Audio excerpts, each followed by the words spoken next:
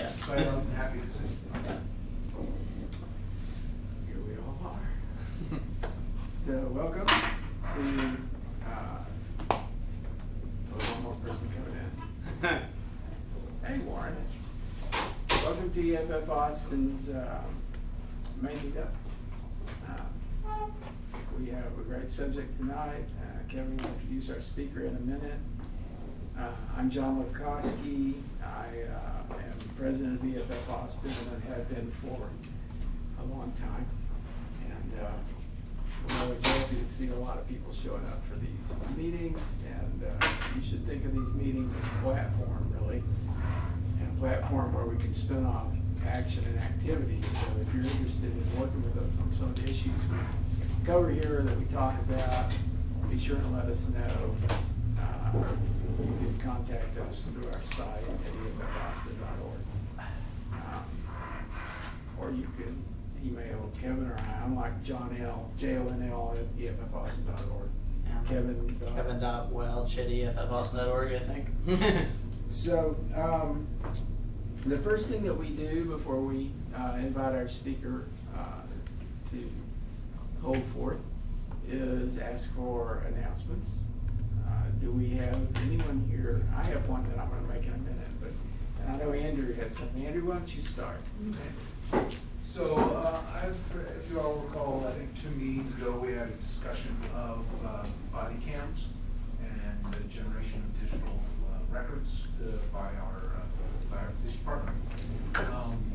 EFF, of course, is we are concerned about electronic images, their dissemination, inappropriate use. There's a whole bunch of issues that we believe involve digital rights, privacy rights, all the sort of standard EFF things. So we had a few meetings with various members of the police establishment. There have been a bunch of public meetings we've not been able to attend, but we are starting to move forward there. We're primarily an education organization right now, so we basically educate people on the kinds of issues. The issues that I've been worried about most of these discussions have been costs, issues relating to costs. One of the big arguments that people have about retention, which is tied to whether these records can be used to exonerate people or what have you, is that they are too expensive to keep for some period of time. That be at 30 days or 180 days. So for example, people who are accused of issues have 180 days to complain to the police department about whether they were treated properly in any kind of interaction. But if you don't keep the body cam images for 180 days, then a large amount of the issue can't ever be resolved in either party's favor, the police or the complainant's favor. And this is tied to the cost of storage. So how much does it cost to store body cam video? Well, I did a back of the envelope calculation, and it's about, if you think of body cam per hour, at basically at VGA resolution, etc., it's about, it's about half a gigabyte an hour. So you got 3 gigabytes a day, and over time that ends up with multiple backups into Glacier and S3 for one. You end up spending about 50 cents a year per cop hour, I believe, yes. And so it's basically $3 a day extra to actually store video. Okay, and so we store it for 180 days, which is all that's required unless it gets into a legal situation. That's $1.50 a day per cop. Do you account for software and management and? There are a lot of other issues that go into that. A lot of other issues in terms of that. And since that's actually part of my business, I'm really aware of that. But the marginal costs always drop to the marginal cost. So we need to know what the marginal cost is. Yeah. Right. So that's the marginal cost with published numbers from our friends at AWS today. Okay. That's really an important fact to get in front of council, because one of the things that various players who have bid on this business, which affects your tax dollars, your taxes pay for this stuff, is that most of the vendors who engage this stuff view the storage as the profit center. they will give the cameras to police departments. They will give all of the stuff required to capture the data, but they make the money off of storage. Well, that sort of runs, well, yeah, I can imagine writing that business plan, and I've had to make that decision in my own businesses, in my legal records business, about that choice. We've chosen a different path, but it's important for us to understand both as digital rights and freedom of our images being used and made available, as well as our tax issues.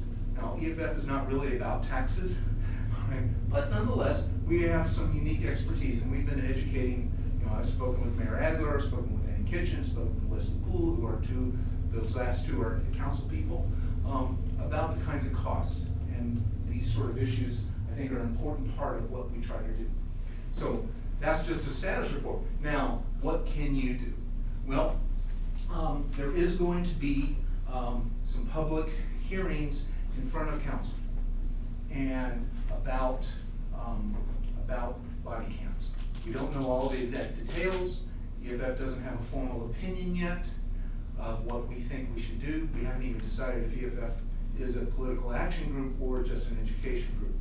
But we will put out onto the email list a call for participants that you can go and represent yourself as a member of the public and express whatever you think is important to council about body cam issues.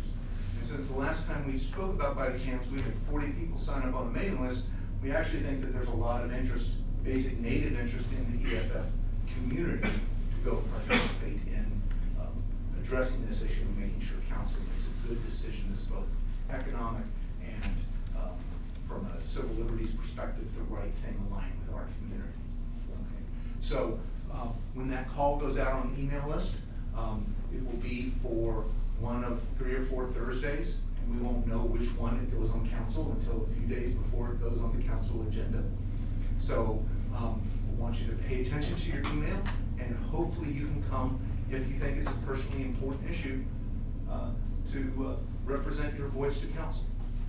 Normally we as geeks we're silent, we shouldn't be, okay? And that's all I have to say. And or one last thing, we would love everyone to get involved in the process, not just me. I think there are other people who have some important things to contribute. So be in touch with me or John or Kevin, and we'll try to get more people involved in this process. You want me to put an email address for you up here? Sure, EFF@store.ddg.com. Okay, EFF at store, STORE, .ddg.com. Okay. Yeah, that's my anti-spam address for EFF. Well done, sir. Everybody gets a custom address, guaranteed. Thank you all for your time, and I hope you all have some opinion to contribute to council so that we make the right decision for the city. Okay? Thank you for the speech, Andrew. Geeks should be politically active, for sure. Should be. I believe we need to hit our education mission very strong. If we're going to be politically active, I think we should go through probably a separate meeting process where we actually negotiate and debate and get people to come up with the kinds of things that we think EFF should do. Part of why I'm getting more involved is I actually believe that we have a lot of education that we still need to do. There's a lot, we just had a referendum, some of which was about, electronic policies and the interaction of business with the community.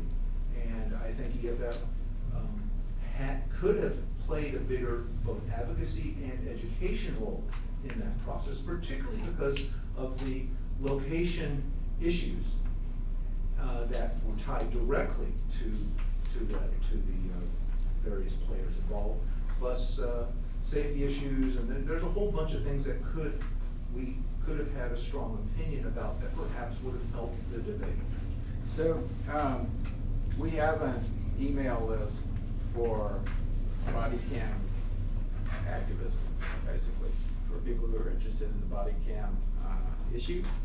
And if you send me an email, john@eff-austin.org, I can add you to that list. Do you basically think they're balancing the good and the bad, that they're more good than bad or bad than good?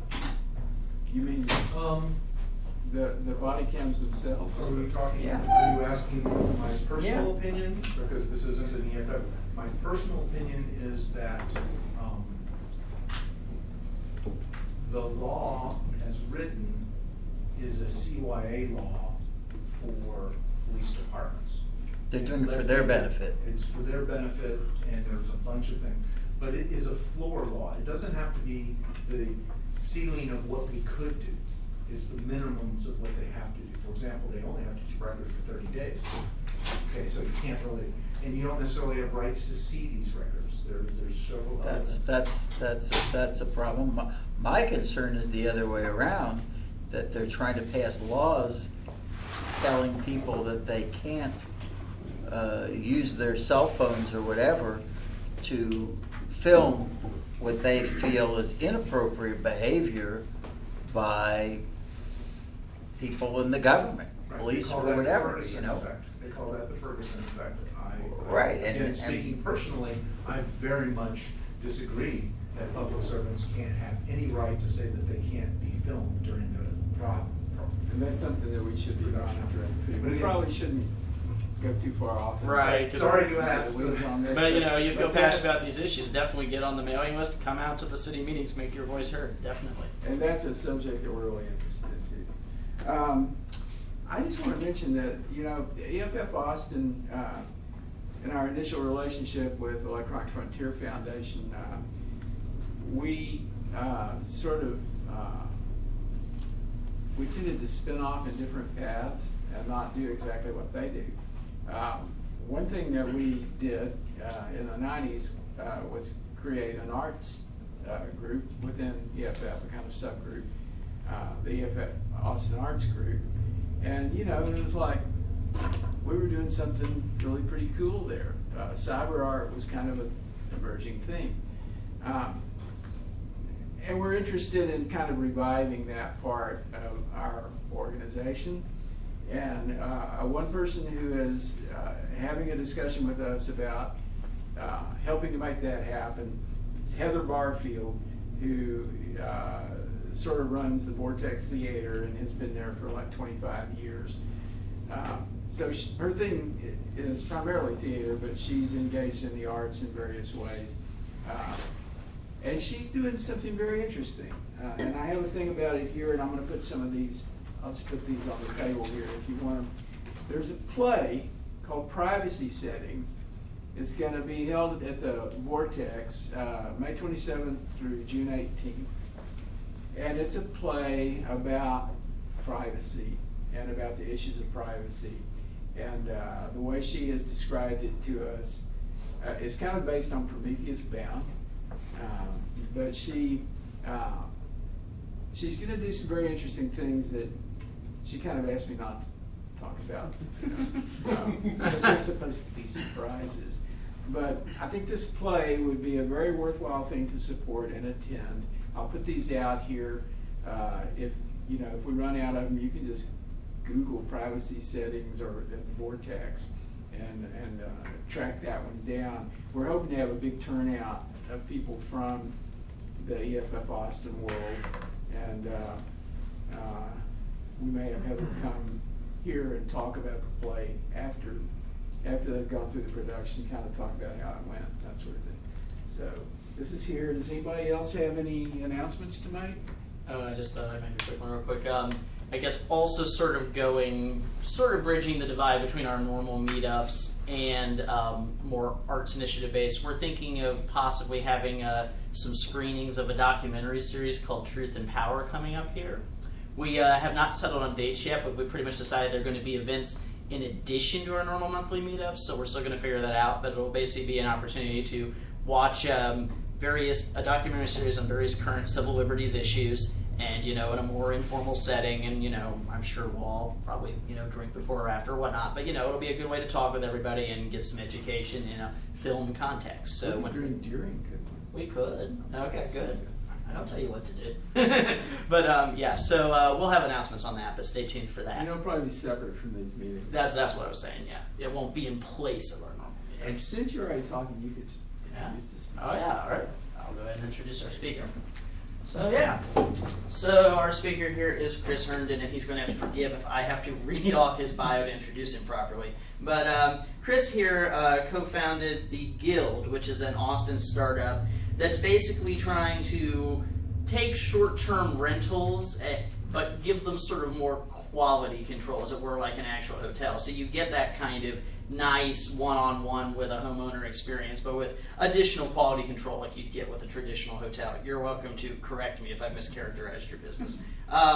He's also co-founded Apartment List, which is a San Francisco-based rental marketplace. He also has co-founded Philanthropedia. It's an online directory of impactful nonprofits. And so he's had his fingers in a number of things, but he's going to be speaking to us about, well, something that originally when we first planned it, we didn't realize would be around related to such a contentious local issue as the recent proposition. But basically, it's going to be about, the proper role of government regulation in the new emerging so-called sharing economy. And this does not just cover ride services like Uber and Lyft. It covers sharing homes like Airbnb or whatnot, or any system where the internet has allowed people who are buyers and sellers of something who previously could not have easily coordinated to come together and engage in commerce together. And so the question is, at what point, where's the government's role in these new kind of businesses? Where are they legitimately looking out for our safety concerns as the public, and where are they maybe going too far and getting in the way of the innovation? And, I'm going to turn it over to Chris here, and he can tell us, in his opinions and knowledge, where he thinks that discussion should go. Thank you very much, Joe. All right. Thanks for having me. So I'm going to preface this with a couple things. First is I'm by no means an expert on this topic, far from it. And the second is I do support Proposition 1, mainly because I'm a power user of Uber and Lyft. And as an entrepreneur, I kind of want Austin to be kind of thought of as kind of a progressive place. That said, I acknowledge the arguments on the other side. I think they're perfectly reasonable. I don't think this is kind of a one-sided debate by any stretch of the imagination. You're taking the side of the mayor in the city. What's that? You're taking the side of the mayor in the city, or the side of Uber and Lyft? The side of Uber and Lyft is my personal preference, but I could easily argue the other side. And we can talk about kind of the nuances of all that, but I wanted to get that out there. I'm not trying to push an agenda. I do think this is something that can be argued both ways. So Full disclosure. yeah, Thank you. Exactly. You bet. Yeah, and also full disclosure, our board does not even completely agree on this issue, so there's healthy debate to be had. We all agree with Chris. Yeah, so my objective tonight is actually to just kind of draw on the collective knowledge and insights of everybody in this room. So to that end, it would be helpful for me to just understand who is in this room. So quick show of hands, who works in the technology industry here? Okay, looks like about half of you. Who works in the public sector? A couple of you? Okay. Who are regular Uber or Lyft users? Okay. And who supports kind of Proposition 1, which is kind of the Uber and Lyft kind of side of things? Looks like over half of you. And who supports kind of the mayor and the city council? Okay. No, we got an even mix. Great. Yeah, so this is a Texas stand-up. We got kind of Uber and Lyft kind of versus the city of Austin here. And now that, it really is a standoff because, a lot of people were speculating that Uber and Lyft were bluffing and they weren't actually going to take their services offline in Austin today. And it looks like they did it. They did it this morning. So there's still speculation. Are they going to come back to the table? So has everyone signed up with Get Me? All the Uber and Lyft people? I've signed up with Get Me. I drove today. Okay. Yeah. I've heard mixed reviews on Get Me today. I heard one person that had a great experience, and then one person I've heard that some unsavory things in addition to just the service issues. Also unsavory things potentially about the way that it handles data and yeah. So Wasn't we there had an double incident where credit. like 500 emails got leaked or That's something? just it's like a symbol of some of the other things that might be a concern. Yeah. These are really complicated businesses to run. It's not surprising that, you know, on day one when there's a deluge of demand, they're not going to be able to. I've never used any of them, or I don't think I've ever taken a taxi, you know, as far as that goes. I drive, but there was an article on it, and apparently not all of these Uber, Lyft get charged the same price, Right? and that some are more expensive than others, according to the article. Yeah. It's kind of very market based. I found that Lyft's a little cheaper than Uber, and then Uber seems to That's what the article surge said. more.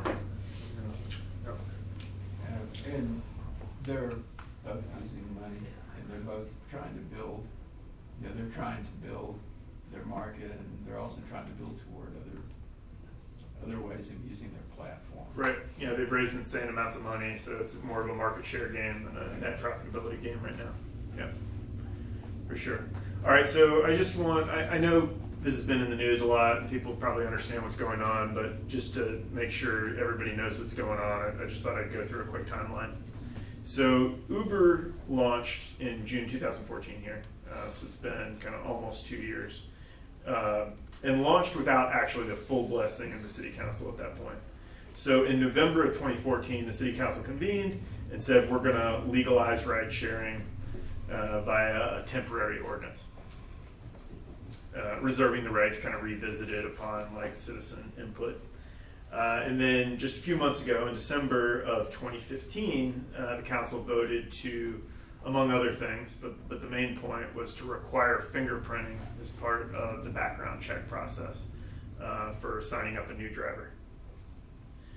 And then Uber and Lyft got together, formed a committee of sorts called Ride Sharing Works, created a petition, got a bunch of signatures.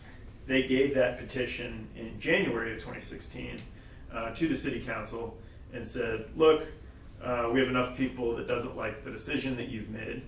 What are you going to do about it? So in February of 2016, the council said, okay, it sounds like we haven't factored in like all the input from the citizens. Let's actually take this to a ballot vote, which was the Proposition 1 vote, which took place on May 7th, which was Saturday. So Proposition 1 was soundly defeated, 56 to 44%. And then today, as promised, Uber and Lyft paused Austin operations. How did they get the proposition? Usually the propositions are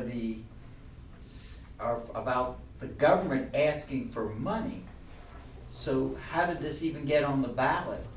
They I don't did quite the understand petition. that. They did the petition, got 65,000 signatures. You got enough petition, and then it's allowed to be on there. Okay.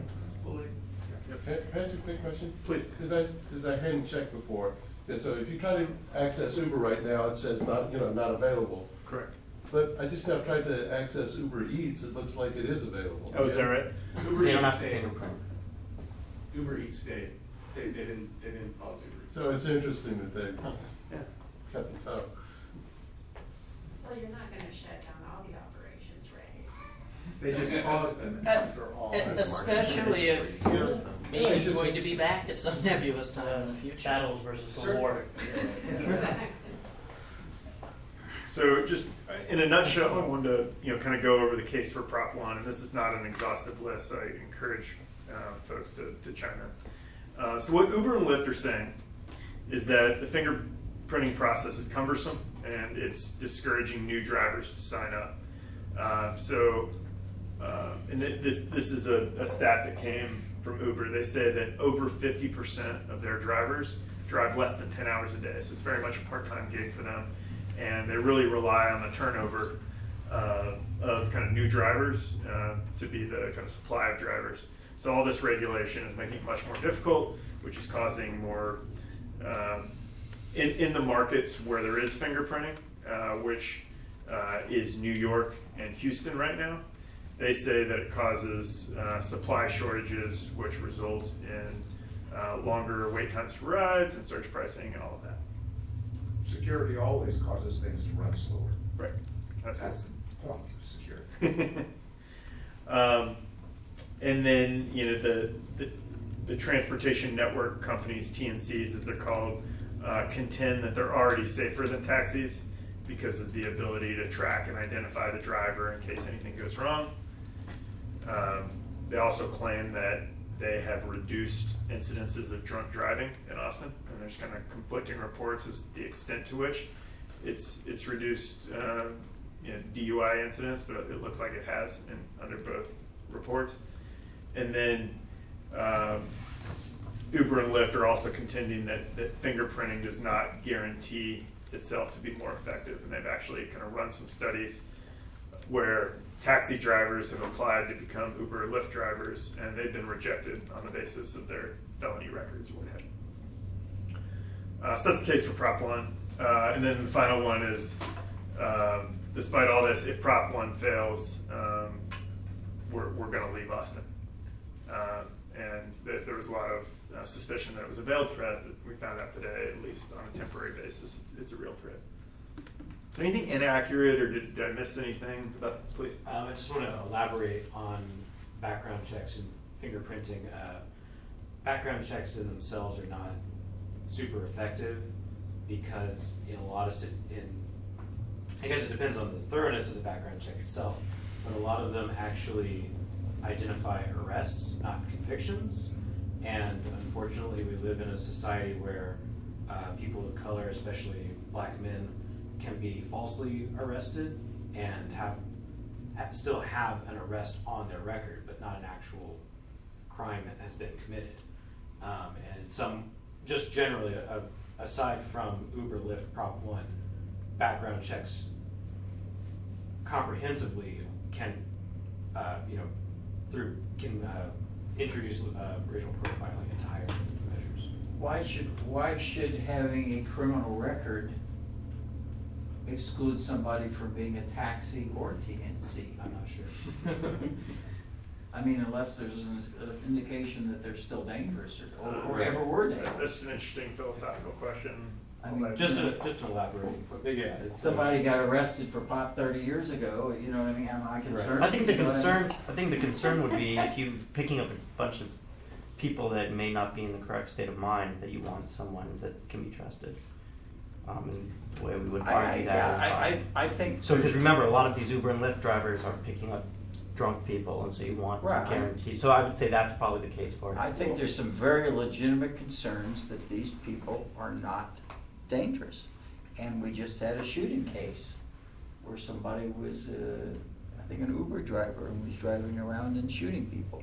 You're talking about the Lansing, Michigan case. Yeah, so there are serious concerns that these people, that there's some way to control that these people are not dangerous people. There's a fundamental flaw also in looking at background checks as though they're the panacea for all this, because first-time offenders will always have clean backgrounds, Yeah. right? So, yeah. That's what I'm saying. It's not necessarily an indication that, you know, and that they have a good background is not necessarily an indication that they're a safe person either. It just means they were caught yet. Yeah, We can move by. I guess I'll just say this is an issue we all feel strongly on, so let's be careful to keep it civil, respect each other's turns, and the speaker. So. No, I don't mind. I we don't do have want that many slides. So I'd just like to add, about a month ago, the city council passed an ordinance saying when applying to a job, you're not allowed to ask people if they have a criminal record or been arrested. It's only after you've given them the job you can ask that and do a background check. So on one hand, the city council for Uber, Lyft, TNCs are emphasizing background checks and safety, and on another side, they're trying to discourage background checks and safety at the exact same time, this whole thing. So, Well, I mean, I heard that argument, and a point of nuance I would make there is ban the bias, first of all, does not ban hiring somebody based on criminal history. It merely says you can't know before you at least initially extend an offer. You could still refuse to hire them if you thought the criminal offense was serious enough. Yeah. It's merely to not pre-bias the condition. So, and another thing to argue is nature of offense matters. That if somebody was convicted for smoking pot, I don't think anybody would really care that they were driving them around. If they have a history of sexual assault, I think a lot of people might care. Littering maybe, at a restaurant. So pre-bias is actually a very real issue with job hunting. I don't know You and that I, as there's- people of light skin, don't tend to have this problem, there are plenty of people who do. And so the fact that the council has both sides of this issue, and that they focused on travel organizations having different safety requirements than jobs for everybody else, is an okay process. So you have travel organization, job applicants, and everyone else, which they group everything else. Yeah, So- the fact that there is conflict, I mean, the world isn't a computer. Okay, it's that Right. you can have conflicting policies for different goals. Yeah, but it just seems A or B, and B is really big. And, I mean, is it really legitimate? I thought I read, when did they start requiring fingerprinting for taxi cab drivers and limo drivers? Because I thought that was a more recent. That's a good question. I do not know. I thought I read recently that that was fairly new as well. Yeah. And so the idea, when you think about scale, I think one of the arguments that Uber and Lyft were making was that to fingerprint 900 taxi drivers in a matter of X number of days at there's only 4 fingerprinting centers in the Austin area, all on the outskirts of the city. So to fingerprint 900 taxi drivers and to fingerprint 10,000 Uber and Lyft drivers from sheer scale, I think there was some validity in terms of what Uber and Lyft was saying was that, you want to talk about equal playing field, because that's what a lot of the taxi cab, associations were saying, was that we want an equal playing field. If we have to fingerprint, then Uber and Lyft does. But when you have 4 centers to fingerprint 900 taxi cab drivers and 4 centers to fingerprint 10,000, and there's no plan to help with that scale, that's a legitimate concern from a business operation where that Lyft and Uber would not be able to keep that pace. Now, I'm not saying that's the argument for why you shouldn't have fingerprinting, but if you're going to all of a sudden say, February, you're going to have mandatory fingerprinting, figure out how you're going to fingerprint 10,000 employees, and do so without disrupting your operations, well, maybe it doesn't make sense to operate in Austin. And I think that's what they're saying from a business sense, not a safety sense. But remember, that was February 2017, and they had a whole year. But the fingerprinting centers aren't, like Uber and Lyft can't build And you're fingerprinting centers. positing also that they're never gonna be more than 4. Definitely when load increases, capitalism steps up to the game. Okay? Isn't there a question about whether whether the government has a right to fingerprint anybody for Well, any the real reason? question to me is, why do we, isn't this kind of magical thinking to think that because we get somebody's fingerprint, we're gonna prevent, bad actors from slipping through and doing bad things? I mean, what is it about having this fingerprint that's supposed to save us?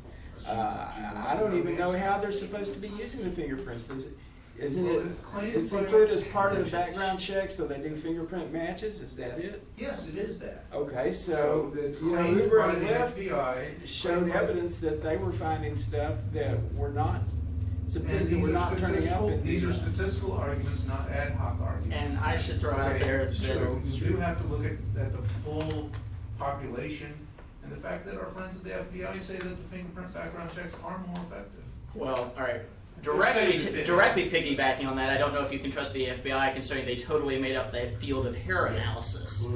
But There's studies that show that the fingerprint database But- becomes so unmanageable that it isn't effective. But I guess what I'm going to say is one thing, as far as the safety argument, I have heard Uber and Lyft claim that their background checks had picked up people the taxi backgrounds didn't. I've heard the taxi drivers say their backgrounds have picked up people Uber and Lyft didn't. So maybe do both? I don't know. The point is, neither side, I think, has the right to claim their thing is clearly better than the other, because each of them's catching people the other person missed. Yeah, and I think there's always gonna be there's gonna be a little bit of an issue or a question about safety, and I think the real problem here is that Uber early on apparently did a bad job, and they let a lot of people slip through that did bad things. So their reputation is somewhat sullied.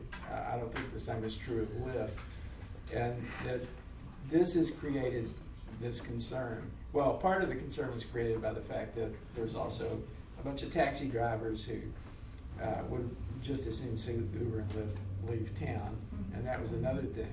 But really, and this is a question for you, Chris, it's not clear to me why Uber and Lyft are being so stubborn about this. Why don't they just do the fingerprinting? Yeah, so I think it's a leverage issue in my opinion. So they think if they give in Austin, they're going to have to give in around the world, and it'll be an across the board kind of tax and hindrance. Yeah. And they think they can get away with not doing it.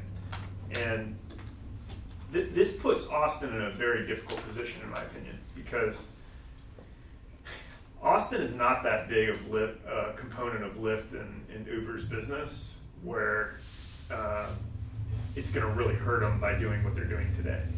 I don't think. Whereas for the citizens of Austin, it's a real fucking pain in the ass not to have Lyft and Uber right now. And so it's not like the end of this issue. Like people are going to be pissed. They are. And the city council is going to have to hear about it. And the city council really doesn't have much leverage. So let me point out that everyone in this room, the fact that almost all of us are white, basically represent, and we're mostly technologists, represent a very different community than Austin.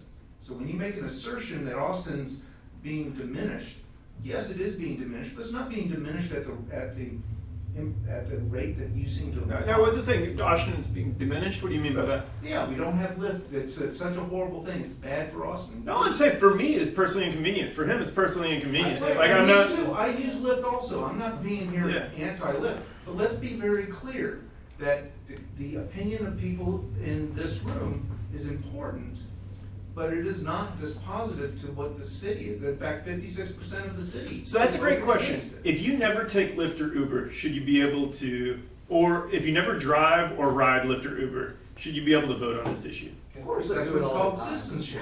Okay. Does anybody, would anybody take the other side of It's that? a risk to be borne by those going to bear, basically, is the question. The safety question, please. Well, all right, here's the thing.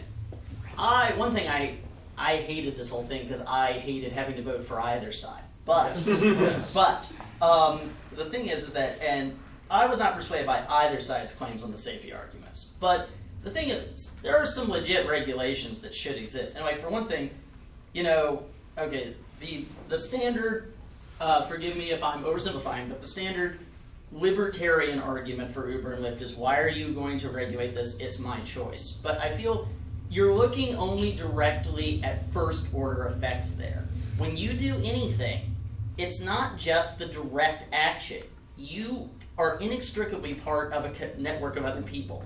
And just because your action didn't directly hurt somebody doesn't mean you are not negatively impacting somebody indirectly. For instance, if an Uber driver is blocking a moving lane of traffic, that affects me even if I don't take an Uber. We're already blocking traffic every day in this town. I guess The handheld when I cars. said the safety issues, I was thinking more in terms of the background check piece of this, not as much about the other. I mean, honestly, I really wished I could have just voted on stuff like that, and we could have checked all the safety stuff. I'm mad they forced me to vote on 2 terrible ordinances. And They did that. The council did that on purpose. Though. Oh, they probably did. Yes. I think we've lost focus here if you're talking about fingerprinting. Back to the more general issue, this is a question of which companies can self-regulate and which companies cannot. In terms of the fingerprinting itself, big deal. But once you have the TNR self-regulating on fingerprinting, they're going to look to self-regulate on other things. I think we the people, which is the government, certainly has the right and the necessity to come in there and regulate and keep that power. Just like I don't want the banks to totally self-regulate, I'm not looking for Uber and Lyft to totally self-regulate either. And this is the kind of issues that have stemmed from the beginning of the internet. But what does you do a personal self-regulation versus government self-regulation? I mean, if I go to a bar tonight and meet someone and I get in their car, are you going to come in and say, no, you can't get in the car because that guy doesn't have a fingerprint background check? Is that person a corporation? Is that person trying to do business? No, but it's a free exchange of goods and services. I'm not a libertarian, so I do think there's times that it's correct to. But if I'm still getting. I mean, if you look at just the straight, what someone's doing is getting in the car with a stranger, as Uber and Lyft, getting in the car with a stranger. I find meet someone on 6th Street, maybe have a few drinks with them, and I get in the car with a stranger. you know, in the end, it's the exact same, you know, thing. No, Why don't you care about my safety? First of all, it's not a question just of safety. And second of all, there's a question of whether it's a business or not. And I think there's money involved. And in terms of how I really look at it is when these guys start out, give them as little regulation as possible. And then when they have some history is when it's more appropriate for the government to step in and to see what, what's going on. Well, we used to regulate personal relationships in this country. I understand, it's bad news, I didn't say I'm in favor of all that. This is I business keep stuff. hearing often like the argument of the medical industry, like people saying you don't want doctors to be regulated, that's why we want Lyft and Uber to be regulated. But I think the difference is with Uber and Lyft, you've always had, and this has been the start since Uber and Lyft started, you've had this big battle against the taxi cab companies. And I'm just moved here from Washington, D.C. And that was the initial issue there. You had taxi companies that were heavy lobbying against the rise of Uber and Lyft. Now, the last time I checked, I haven't heard there's two opposing doctor groups, one really dangerous and one, that wants more regulation, and now you get to pick which doctor. They're all under the same regulation. And I think, again, there's pros and cons to both sides in terms of how you want to regulate the industry as a whole. But the problem is that you have sort of archaic regulation that you're trying to fit into Uber and Lyft, and you have the taxi cab industry that's part of that, and they're trying to sort of force everything in and and that was my point about, they just added fingerprinting to taxi cabs a few months ago. Well, that was gearing up for this, knowing that, Uber and Lyft didn't want that and it come to a head. And I think it's interesting to see that you talk about like, what should self-regulate, what shouldn't. I don't think this really is about self-regulation as much as it is about TNCs wanting to say like, we are a new industry, you can't fit it into what the existing structure is, and yet that's what is continuing to happen to the point where now you've driven out industry. Well, and I think that's where regulation gets scary, is that it shouldn't work that way. You have to think about sort of how they see what their business is. So what they're doing is they're basically providing an infrastructure for people who have cars to share rides with people who need rides, as Let's say it's but not not as a professional. You don't have to get a commercial license to work for those guys. You're really not regulated the way taxis are. And some people feel that's a bad thing, especially the taxi companies, because basically they have competitors who are not having to jump through the hoops that they've had to jump through. I think it's a little bit of a straw man to talk about regulation versus no regulation, because I don't think Uber or Lyft or anybody has ever proposed that there wouldn't be any regulation. But they clearly have not had the expectation that they would be regulated the way that the taxi companies are, the cab companies are. And I think really that's where some real controversy is. I think the real question here is, are these guys taxi drivers? And should they be regulated the way a cab company is regulated? So is a full-time Uber or Lyft driver a taxi driver? Right. Versus a part-time Uber or Lyft driver? Yeah. And I would say that the full-time person is very clearly participating as if they were a taxi driver. With their own capital, with their own rolling stock. I had some questions.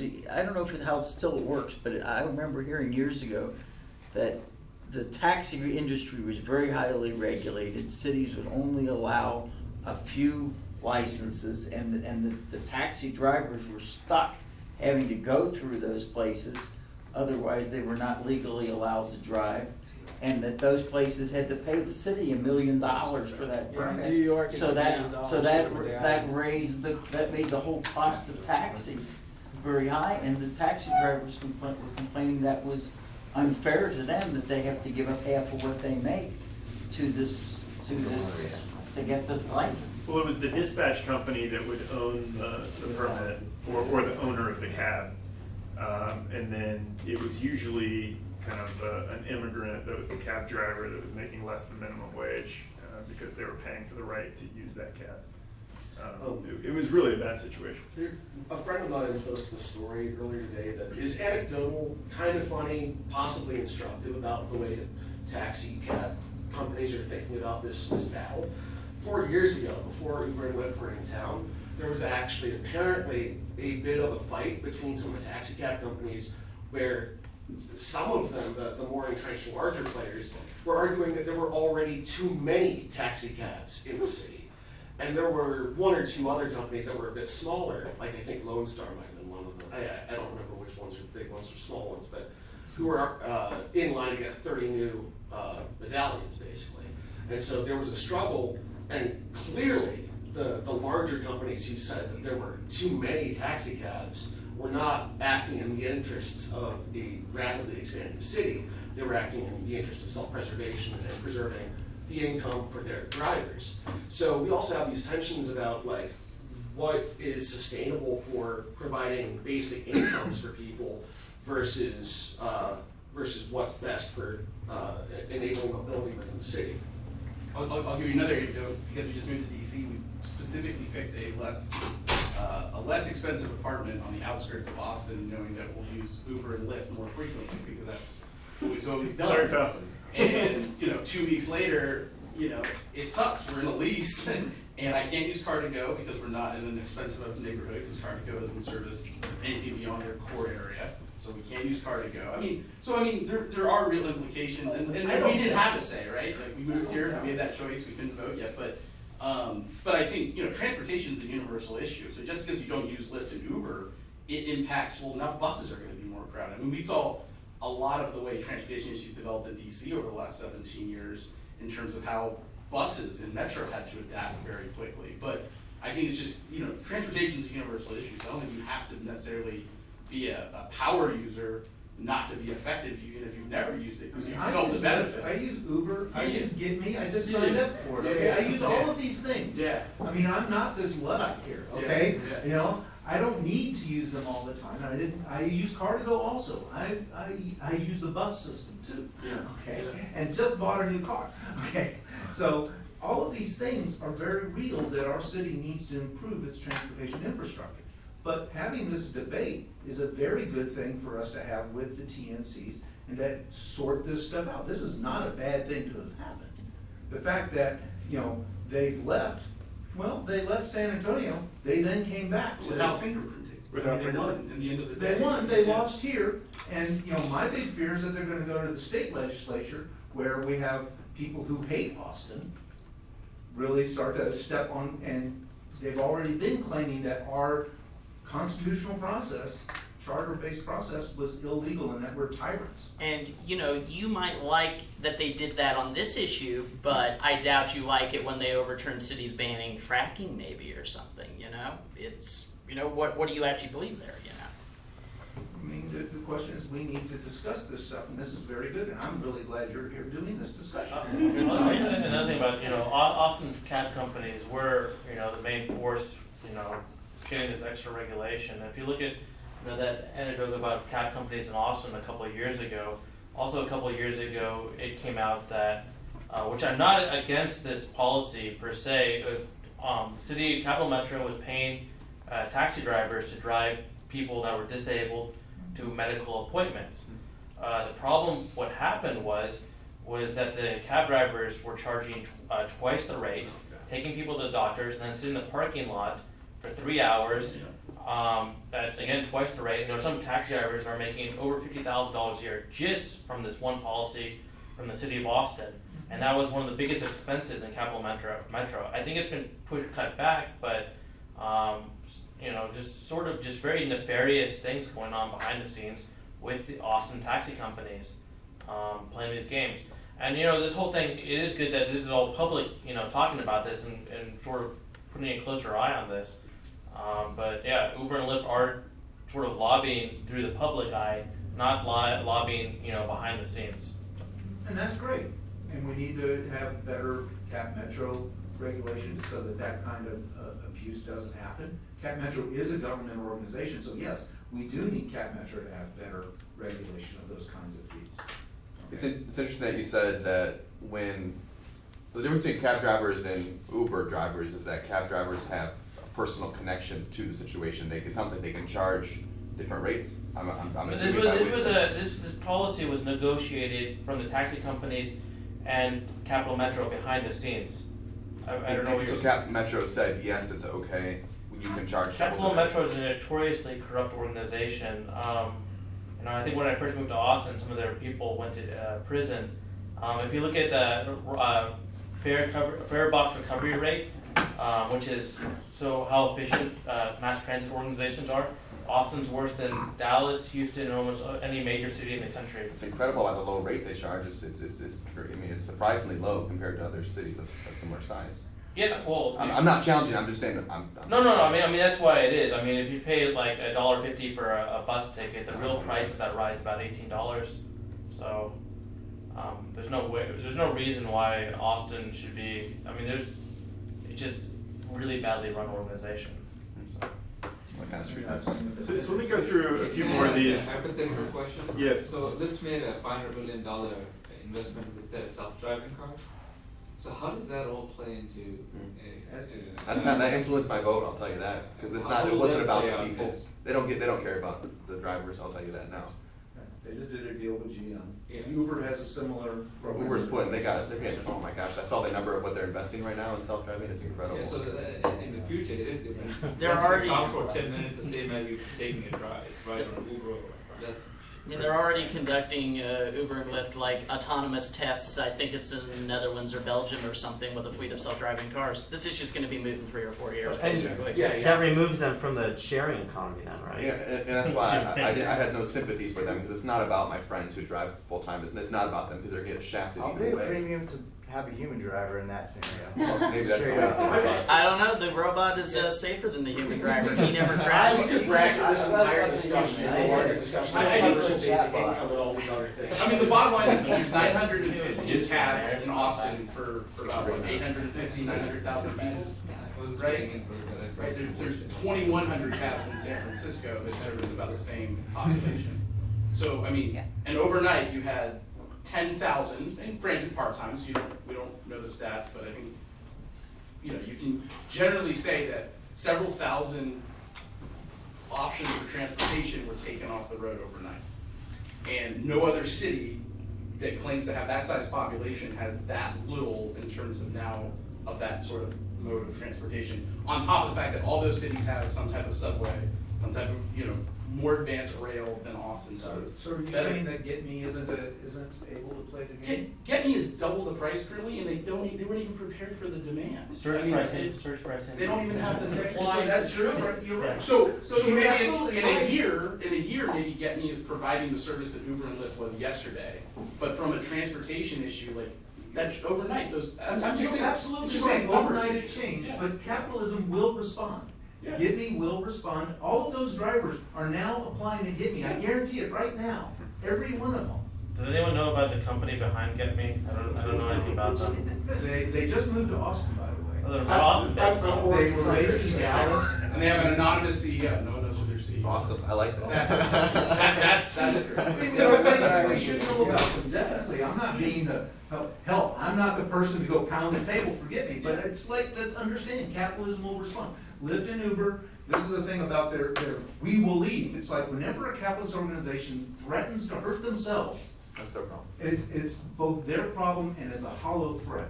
I want to go back to this a little bit. You're like, I don't feel sorry for Uber and Lyft anymore. There's been a lot of like Uber and Lyft hate. I'm not hating on them. I'm not saying you're doing it. I'm saying like it's the whole messaging behind the campaign. It's like corporations can't bully us around. We're Austin. We can write our own rules. Or like they don't care about the drivers because they're trying to disrupt them out of their livelihood. Why is that? Why do you care what Uber and Lyft's motivations are? Yeah, what I want to pose is, okay, what's the difference between Couchsurfing.com, which was a nonprofit, is now a for-profit organization, and what's the house sharing one again? Airbnb. Mm-hmm. So what's the difference there? Let me pose that question One first. makes money.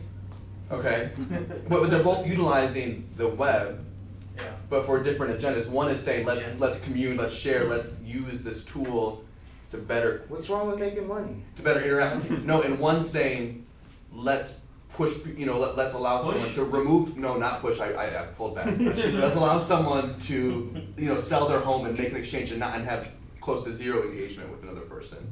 And so I guess what I love about the internet is the opportunity for intercultural, intersocial engagement. And I think Uber is rather extractive in that manner. But the same people who opposed Prop 1 also wanted to make short-term rentals illegal. And I'm sure Chris is very aware of that. And I was kind of in that fight for a while, and it was the same kind of deal. It was like they made arguments that didn't make sense. They don't want to listen to the people. They're about the fear, noise their ordinance next concern. door. That's what they were talking about mostly. Yeah, well, the concern in that case was really that their neighborhoods would become like motels. You know, like it would. The corporations would come in and buy up a bunch of houses and rent them out. And, you know, I mean, they were a little bit over the top in the things that they were imagining would happen, and making a lot of assumptions. You know, for instance, they would assume that these short-term rental guys, they should be paying the hotel tax, and they're not. Well, I ran a short-term rental for years, and I paid hotel taxes the whole time. Well, at least after I found out I was supposed to. Actually, the state will track you down. They'll find you, and they'll say, you're really supposed to be paying this tax. And they won't make you pay back taxes, but they'll say, from now on, you're paying the tax. And everybody I knew who was operating in the SDR was paying hotel taxes. So there was just this assumption that they weren't, you know. Yeah. And that's the kind of thing, the thing I found most maddening about this latest debate or wrangle that's over like ride sharing is that there was so much misinformation.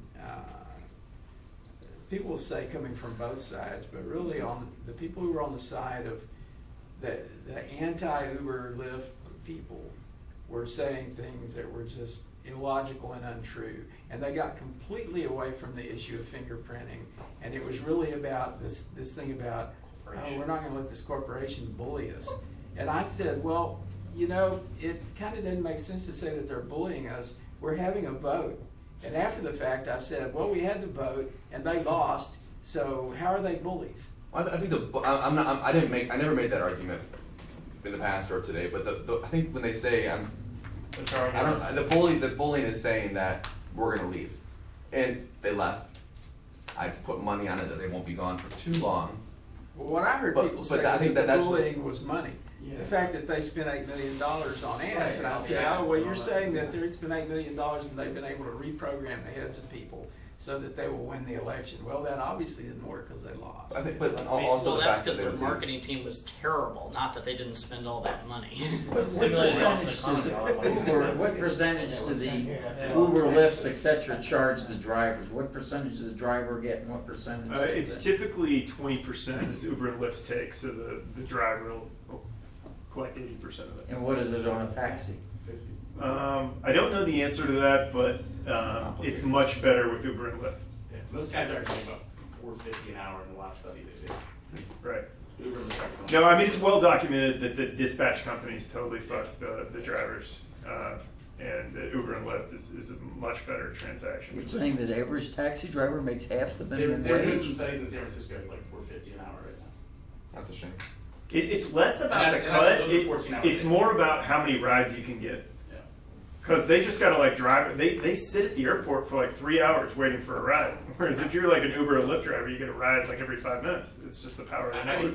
I hate to keep going back to DC, but DC, you have thousands of cabs, and you can have a discussion with a cab driver and learn a million things. It's crazy, but like a lot of cab drivers in DC are immigrants. I mean, that you hear the crazy stories. Like I was a doctor in my home country, I'm a cab driver here, right? Like they can't.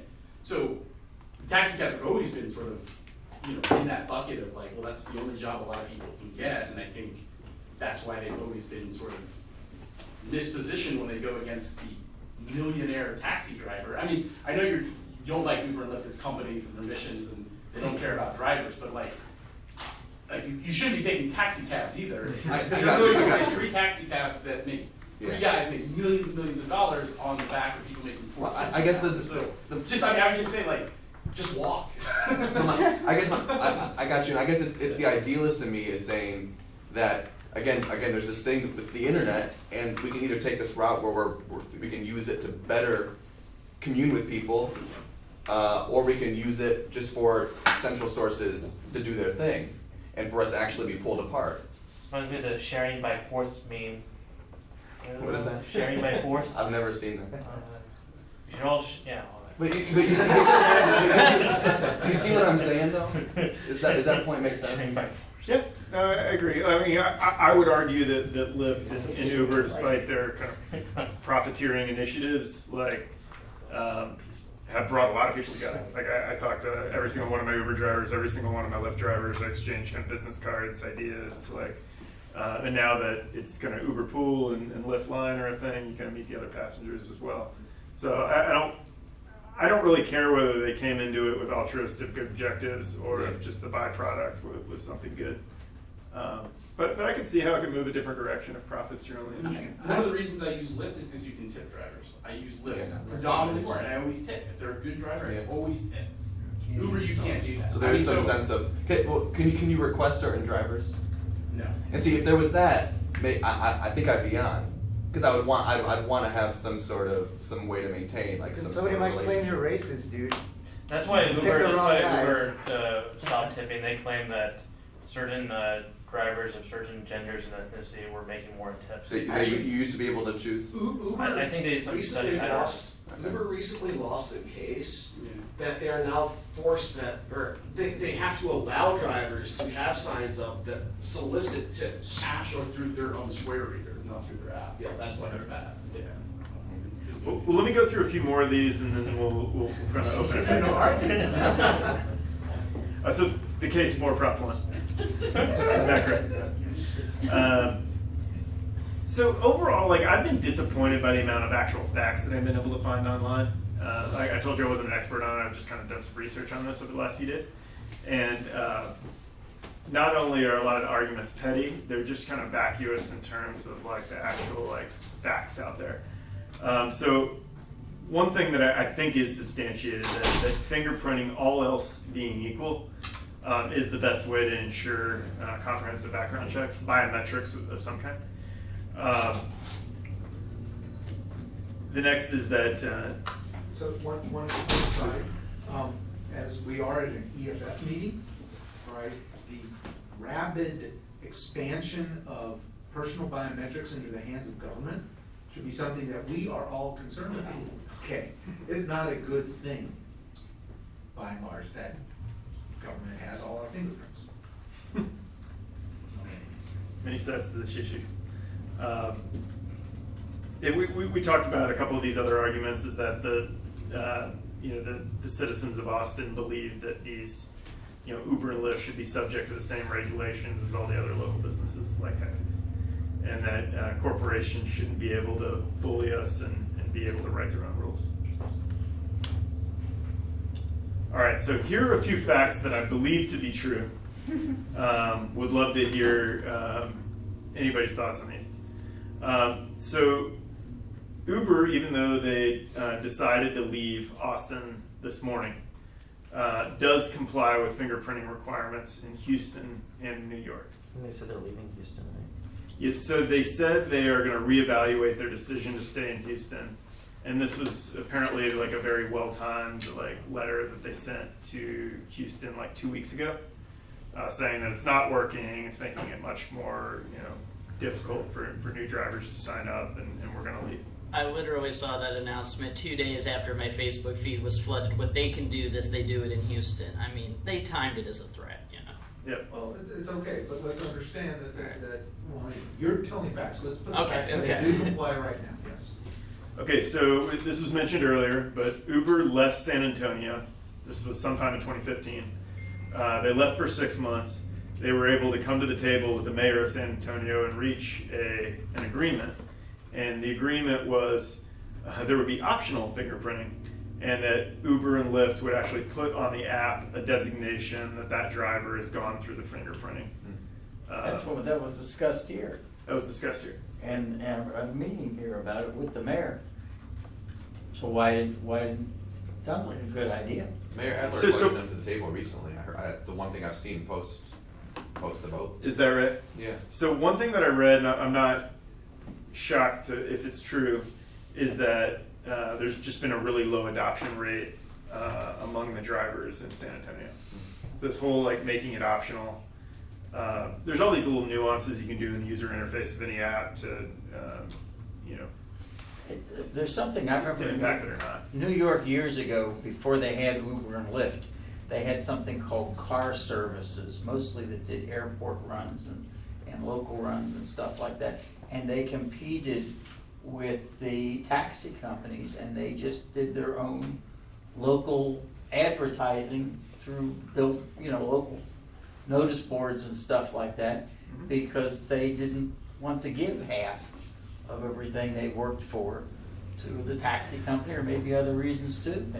And why couldn't that also be the case here? Why can't a driver put his cards up at a supermarket and then you know exactly, who's gonna, Go get fingerprinted. He's okay. Well, I mean, No, I mean, they don't have, why do they have to give up 20%?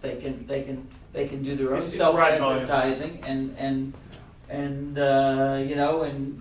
say, Yeah, no, I mean, it's a separate issue, but it's ride volume. Like, yeah, you don't have to give up the 20%, but you're going to get 3 rides a day instead of 29 rides a day. Just no amount of kind of like print advertising can like compete with just the network effect of these apps. So they found that maybe per ride you're getting less, but you're getting so much more ride volume. You're never sitting around. You're always picking up. I want to offer a data point about the fingerprint thing, and that is an attorney named Jeff Kirk, who was on the work group that came up with the rules that were in place, before Ann Kitchen proposed the fingerprinting thing. That work group apparently worked for several months to put the rules together, and they considered requiring fingerprinting and chose not to because they found studies and evidence that suggested that fingerprinting was not that effective, and that that's why they didn't require it in the first place. And he's written a couple of pieces for like Medium where he talked about what that process was and why they made the decisions they made and so forth. So what city was this? This is Austin. What was his name again? Sorry. Jeff Kirk. So he was part of the previous decision not to require them. He was not in the part work group that created the rules. The original 2014 rules. Uber and Lyft came into Austin, the original 2014 rules. Those weren't just like cooked up by the mayor or something. They actually pulled a work group together and spent a lot of time on it. So it's not like, there were no regulations, and it's not like the regulations had not been thought through pretty carefully, because they did take a lot of time with it. It was a big deal really, because they had not been allowed to operate in Austin, and there was a lot of pressure to let them in, and Austin did not go into that lightly. And Austin was slow by U.S. city standard. Exactly. Yeah. So do you know any of the background as to why that work group's original conclusion was reversed? What I hear is that the cab companies raised a stink about it for obvious reasons, and that Ann Kitchen, was really concerned about the safety issue. And I know her, and I can see that that was probably true. She probably just said, hey, we really should have put fingerprinting in here, so let's do it. And they decided that they voted to do it. But originally that wasn't included, and it wasn't rejected without consideration. I think they really put some thought into it. Right. Did you have something? Well, I mean, just to maybe to knock it down in the specifics of this, but to bring it sort of back to what, just in general, does the sharing economy, what issues does it present? I think safety is going to be a thing that, whether it's Airbnb or whether it's ride sharing or what have you, anything down the line, I think if you're ticking the boxes that policy is going to play into, I think safety is going to be one. I think accountability would be one, and I guess privacy would be one. So I'm curious, what of those boxes do people think would present, which I think then would be able to push onto each individual industry instead of getting bogged down in a lot of the, minor details that slow things down a little bit more. Labor law would be another big issue that you put in the same way. Mm-hmm. Are you gonna speak a little bit about what your product is also? Yeah, happy to. Okay, I'd like Let to me know see. about it. I'd like to, I'm really interested. In commentary to his question, I mean, I would also add that there's physical security, but there's also things like information security, right? So identity theft happens. People have already in this room mentioned questions about GitMe as an organization with a shadowy CEO. We don't know what their data policies are. I mean, these are all real questions that we should all be concerned about. I mean, when I was signing up for GitMe today and they asked for my credit card, I'd go like, do I really want to give them a credit card? I would have been much happier if they had the Apple Pay that Lyft has. Because I trust Apple a hell of a lot more than I trust GitMe, right? And Apple's put in all sorts of anti-fraud characteristics. So things in security, multiple kinds of security to worry about. I'd like to respond to that question about what checkbox, question of checkboxes and concerns, and generally with things that are labeled as the sharing economy in new industries, by drawing a comparison between short-term rentals and the network, transportation network, whatever.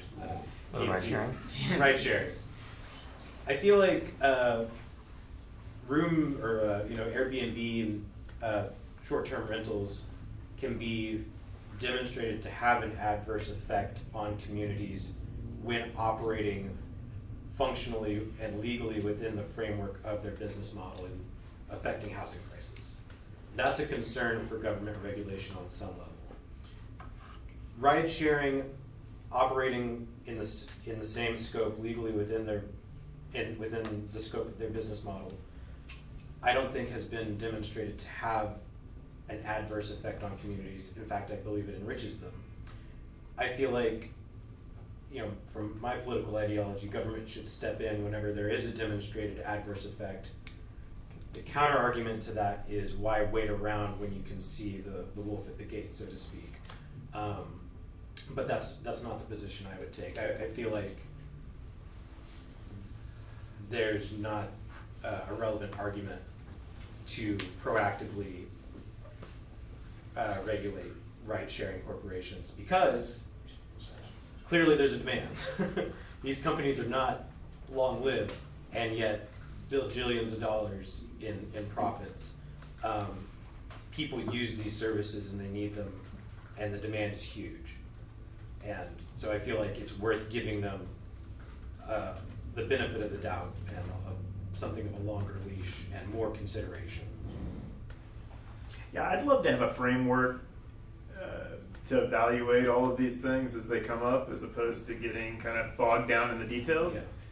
The challenge is it's always going to be a spectrum. It's not going to be like regulate versus not regulate. It's going to be, how much do you want to regulate? Is it fingerprints, or is it just like a social security number? And I feel like you're going to get in the details every time you figure out where you want to be on that spectrum. I agree. I mean, unless I'm being like overly pessimistic. No, I agree. I mean, I think it's just important to know which issues are going to keep coming up over and over again before actually getting into each of those details. And so we touched on a few of them, but just before we got really in the weeds, I wanted to sort of figure out what some of the other ones would be. Again, that present themselves every time that come up with the sharing economy. Well, yeah, I think what you're saying is it might be helpful if we could come up with a general set of ethical frameworks that sharing economy companies need to operate on, so that when a new one pops up in any sphere of business, there's already an agreed upon ethical framework in place. Exactly. So is this something we'd like to have an EFF discussion to build that policy to share with the council? I wouldn't be against it. Guys, if we do that, then where do you draw the line between a sharing service like Uber and a service like a taxi? When does a taxi become a sharing service? Do they pop themselves onto some kind of ride share, some kind of platform where they can find their rides online instead of having to wait in lines at the airport? Where does that line get drawn? You can hail a cab app right now. Right. Yeah, there's an app for that already. So. Well, I think the question would be then, do you see yourself as an employee of that company, or do you see yourself using the whatever framework it provides or network to make money, but you never feel like you I mean, maybe it's just an attitude that they have, or how much of a stake they have in the company or in the tools, you know, because I think the difference between a cab, even if they're, you know, you've got an app for it, is does the cab driver own the cab, you know, reimbursed for the gas and the medallion, and maybe they do, and maybe we want to talk about it differently, but I think those are maybe some of the issues to address. I would just jump in and say regulation is what make taxi companies suck. Yeah. The restriction on you know, how many employees they can have operating in an urban area, and the kind of implicit interaction between municipal government and taxi cabs and that sort of thing is what made them suck, and what suppressed the demand for that service until someone came and broke the rules. So No. I mean, this is the classic, what the wags call the Uber reaction. When the Uber and Lyft come in and the cab companies go ballistic, I love it, as they should, because they do have this very, very cozy relationship with state government, city government, because their medallions and money's changing hands and taxing authorities. Now, should we as a society go after the taxi companies and break it up because we now have better alternatives? Probably we should. That's an independent issue than the fingerprinting issue with Uber and the stopping in the I lane. think to your point, like capitalism finds a way. You don't need to go break up cab companies that you see across They're the country. dying. They're dying. I mean, like Uber and Lyft. Now, whether Uber and Lyft's philosophy as a company to also make a ton of money while doing it, it's another different discussion. But like, we don't need to go break up taxi companies. Capitalism find a way. They're going out of business. I mean, one of the compromises that DC made, or the taxi companies that DC made with Uber when they were having their big fight was, and I think it might be still the only city that has this, but Uber's app, you can hail a taxi cab. You can make a choice between the 4 options in DC on Uber's app. It's the only city that has that. It sounds really bizarre, right? You can choose Uber XL, Uber X, Uber, or a cab. No, just a cab. And you pay the $1.50 surcharge, which is called a dispatch fee, which is the archaic regulation in DC, where if you call a cab company, if you hail it on the sidewalk, no $1.50. If you call them and they come around the block, you pay an extra $1.50. They give an option for something that no one would ever get. But what Uber said was, fine, we'll put you on our app. We are willing to go head to head, and we know, guess what? People are going to choose the cheaper, more reliable, affordable option. You can do that in Chicago, and sometimes there's no Uber around. I'm actually just amused that that's being portrayed as such a revolutionary idea when it's really remarkably similar to when Microsoft got in trouble in the 90s with having all their software like IE on Windows. It's like, no, you have to let other people's software in, basically. In other words, yes, you can access the cab from Uber's app, basically. It's choice of the consumer. Right. Apps are walled gardens, you know. As one of the people who actually helped take Microsoft down in that, I can actually talk to that, but it's totally independent. Right. I don't believe it has any application here. No, but I just see the parallel as interesting. But you can tell me how I'm totally wrong. I can tell you, but it's going to require a lot of beers because it's very painful. So from like a few statements ago, I mean, talking about like, you know, if a business is like ethical or not in someone's personal judgment, I think that gets like into a, you know, whole host of like murky issues. I mean, from myself talking, as people can assume that I voted yes, but I don't have never had a Lyft or Uber account. You know, it's my personal views. You know, it doesn't bother me. You know, people are making these sort of judgment choices and stuff like that. But I guess you know, once you get into the you know, like, I mean, you make up your own mind from your own sort of points of view, and then, you know, judge the company, not like sort of like judging the company, you know, like on a, you know, here and there basis, you know, so greedy corporations. I mean, if we're judging like, you get into a sort of another like slippery slope, you know, it's like, oh, you know, Airbnb, they charge you for a room, versus this other website, hey, you can sleep on someone's couch for free, let's make Airbnb illegal, you know? Yeah, do we have to all agree? I would never like propose that. I just want to. Let's get okay. I would never. That's not. I don't. Let's get all people that stay at Airbnb host fingerprinted. And I want to say I never made a greedy corporation argument. I don't think I did. I don't really. That's not what fuels any decision. I feel differently about this whole thing because I had to do security clearance, So you pay $25 for your fingerprinting, but you pay extra for your FBI search and et cetera for that, right? So I don't know how this plays out. But have you looked at the tags? Like you get your registration, now they brought it down to one tag, and there's a $17 or $18 difference, right? Basically, the city is taking that money now. Before it used to go to the company that actually does the environmental check. If you look at your registration, it went up by $17. What's happening for me personally, what I feel is that the way the municipality of Austin is trying to make money here is essentially using these services as a source of income and make that go through their compliance systems so that they can charge Uber for the extra services that they need for each driver. It has nothing to do, for me personally, I feel as though it has nothing to do with, taxes have gone up on the home throughout, right? For the last 5 years of owning a home, it's gone up by 30% over it, right? Quite a bit, right? In terms of all your homes, right? Yeah. So it's essentially they're making money through the system, and the sole reason the whole thing came about, personally, I feel is just the tax money. Well, yeah, following the money is always an important path, and government is always deeply corrupt about how it deals with money and talks about money and all of those issues. That is an important part of our public policy and how we debate about money. That's where libertarians and leftists and traditional Republican conservatives are all, that is what politics is. It's actually a discussion about how we carve up money. Okay. So, the fact that the city of Austin is broken in this area is not good. I would argue we need to actually engage them better. Well, what I feel, because they use your money to create a system where they can take the environmental results and make a decision as to whether it's passed or not. But then they use your money to make money on top of that. And how is that being appropriated to things that matters to me is a question to me. So for me, it's just it's merely behaving like a corporation, not governed by people, but more in terms of as a corporation. The city is behaving as a corporation.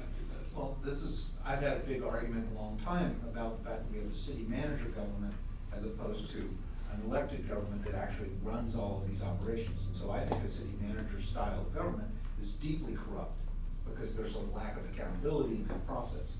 So when they went to 10-1, I wanted them to also whack the city manager and make our mayor actually the city manager. Yeah.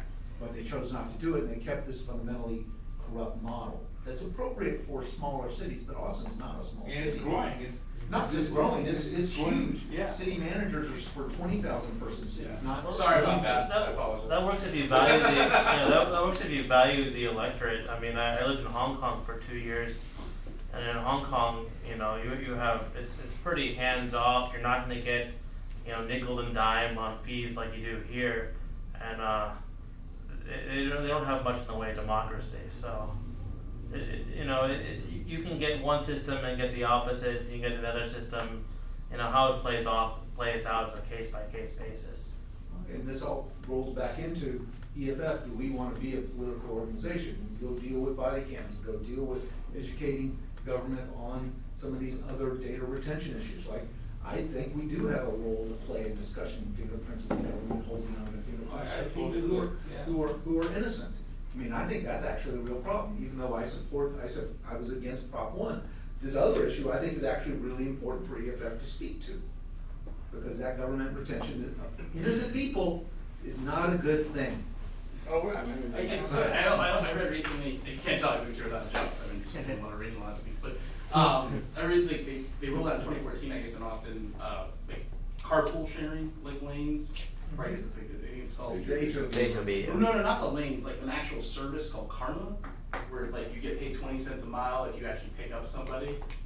Well, I guess the fact that nobody even is it a startup called? No. It's run by the city and basically enabled you to get reimbursed 20 cents every mile if you pick up somebody at one of these designated spots. They dropped the ball on letting us know about that. Well, yeah, I mean that's the fact. Like it's basically an altruistic version of Lyft and Uber. You don't get paid very much, but you're helping people, get to work and take cars off the road. And in other cities that have these, I know DC they call them kiss and rides, and you hop in, you're not supposed to make eye contact, you don't talk to anybody. I mean, it's a very weird thing, but a lot of people in DC use it because they leave at 3 o'clock from their jobs and they go 2 hours to West Virginia and come back to DC every day.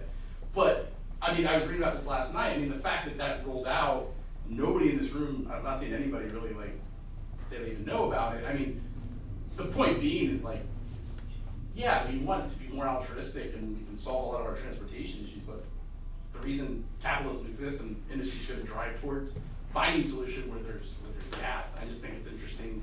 Oh, and by the way, you don't have to get fingerprinted to do that. So you can still pick up a bunch of people, drive them somewhere, not be fingerprinted, but no one seems to be concerned about the safety that you're hopping in a car with a serial killer. Because there's no money. I mean, you know what I mean? So. Yeah, but TC is pretty likely. Well, but no, in Austin, you don't have to be fingerprinted apparently to be part of that. So that's a problem, and then But that's we should be but self-consistent, That right? was literally, the ribbon was cut by the council members that wanted fingerprinting for the safety. The fact of that people. they are humans and inconsistent is bad. They're humans and inconsistent. We should fix that law. I don't think that's human inconsistency. I think that's called politics. I mean, like, There's probably a lot of hypocrisy to You're be. being inconsistent, and then it's like, okay, we can fix it or not. But as someone mentioned, is the real reason behind all this, they're trying to figure out another way to impose fees, like when you rent out a room. What business is the city? You're renting out a room in your house and they're gonna tax what is a hotel? It's ridiculous. I just want to know from like the no side, like where does someone draw? Someone that voted no, where do you draw the line with fingerprinting? You know, because there's a lot of things like you brought up that. I mean, there's tons of examples, that people are not being fingerprinted, but plausibly come up with the same story. Well, for what it's worth, I voted no, but I thought the fingerprinting part was ridiculous, and that's one of the reasons I was mad about this whole thing, because I agreed that the fingerprinting was silly. There was not evidence it was going to help. So, your it's your not, issue is stopping the traffic, right? Well, that was one. It's complicated. You have traffic enforcement officers, you have police officers out there every day giving people tickets for traffic infractions. Who said I approve of that? No, but I'm saying like, yeah, fair. But I'm saying like, there is a check and a balance to that specific issue. Hold on, believe it.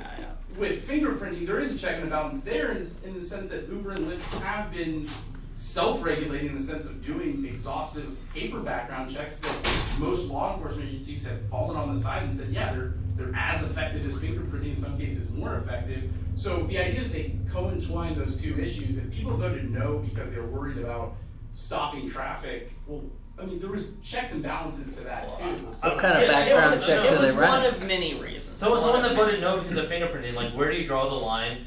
With fingerprinting people, I mean, Airbnb, getting in the car with someone. I mean, just like for anything. I mean, going to a certain bar. Vote no because of fingerprints. I think that's the operative question. What? Did anybody in this room vote no because of fingerprints? Father of daughters, yes. Okay. So then I think your I question mean, is. we have very few women in this room, and we've had a lot of very loud men, okay? But I think it's that the safety issues were very much driven by women's concerns, and they are real, okay? And, so that's part of it. My biggest reason is though, because I personally met Travis Kalanick, I think he's a dick, and so I voted against him, okay? That's personally why I did. Who is that? Okay? Travis, he's the CEO of Uber, okay? So, I personally don't like the man, I don't want to support his business. That's why I use Lyft and not Uber, even though I have both apps on my phone. And I guess just like sort of jumping off that, like, yeah, admittedly the safety concerns aren't a big deal for me, but like, I get annoyed a little when people intimate that the only reason Kitchen cared about this was she was bribed by the taxi lobbies. I feel that quite possibly, as a woman, she is very acutely aware of legitimate safety concerns. Well, that's true, and I know her, and she's not corrupt. And I woman don't speak. think for a minute she would have voted, and she would have done the thing. I mean, the only reason she was concerned about fingerprinting is she thought it really would make a difference, and she'd heard stories, I mean, and to Andrew's point, I believe that 100% of the people who were raped by Uber drivers were women who were raped by male Uber drivers.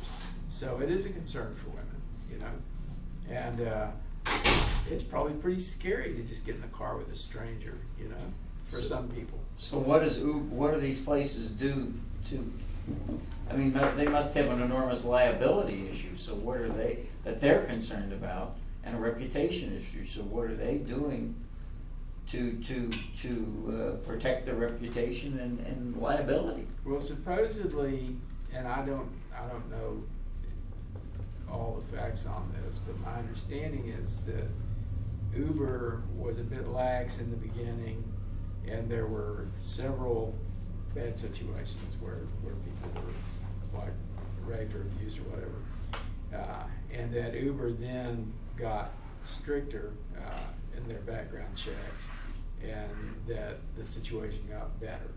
So How do they check? So how do they check? They do the background checks without the fingerprinting, but what Uber would say, and I wholly buy into this argument, is the moment you say that driver's a creeper, like they are pretty much out, like the next day. And you don't have that type of recourse as a passenger in a taxi cab. I mean, you might have written down like what the permit was, but you probably forgot to. Just like if you leave your cell phone or your wallet in a taxi cab, you're just never going to see it again. With Uber, you can kind of track all of that. So like it's a little more lax in because Austin. that driver is rated by the customer. Yeah, but it's more than it's zeros. That's more valuable. Much more valuable. Because they don't have like 3 strikes and you're out. They have like you're a creeper once and you're out sort of policy. In Austin, a taxi cab driver is allowed to get in 2 crashes a year and keep their license. Another safety thing is it's true. I mean, yeah. I mean, you have to bring up both sides. You know, I mean, I felt the no side was one-sided, and bring up these red herring arguments about corporations and slippery slope arguments about fingerprinting. But another safety issue is that a couple years ago, Austin taxi cab drivers were being attacked by. There was a guy who would have the driver take him to a corner in southeast Austin and then hit him over the head with a brick and then rob the taxi cab drivers. And Uber and Lyft, you rate the passengers also, so you can avoid problem taxi passengers also. So that's another safety plus. But the passenger can install a new app, I suppose, like in There's an get a new app. credit card. There's an app called Get Taxi, where I think you can also do that with a taxi driver now too. If they're on there. I think that we're talking about what the misinformation was, and even within the context of this discussion, it's become a vote no was voting against Uber and Lyft. I wasn't against Uber and Lyft. I support Uber and Lyft. I use Uber and Lyft and Sidecar I used before either of them and whatever else. But that wasn't what it wasn't a question of being pro-taxi. Break out that monopoly. I think Uber and Lyft are extremely important to have, but by being in favor of against Proposition 1, supporting no is not against Uber and Lyft. It was against. Well, as I said before, I didn't want them self-regulating. I think there's business for the government to do that. Be the people. And I think the other issue is, I mean, I'm sure it happens in Austin, but in DC it became an issue. You get into a cab, they'll refuse to take you to certain neighborhoods. They don't have to pick you up. They can drive right by you. I mean, it became a very contentious issue in DC because of the African American community. I don't think anybody's arguing taxi cabs are better than Ubers and Lyfts. Nobody in this room. I'm not arguing that. Yeah. So I don't think we need to keep My beating the student taxi who cab. was blind couldn't get Uber and Lyft people to pick him up, okay? But the taxi cab people were required to pick him up. Oh, so you are arguing. Okay. Nobody was arguing. I appreciate No, the I'm just letting you know some facts that my students have. I had a Lyft driver that was deaf. Yeah, He probably had the same thing. I've had like 3 or 4 deaf. Right, this guy was blind. Okay. No, the driver was. I understand. My student is blind and couldn't get people to pick him up because he has a dog. That's the reason. So let me just get through like a couple more things, and then I've got some issues that I want to drill down on if we can.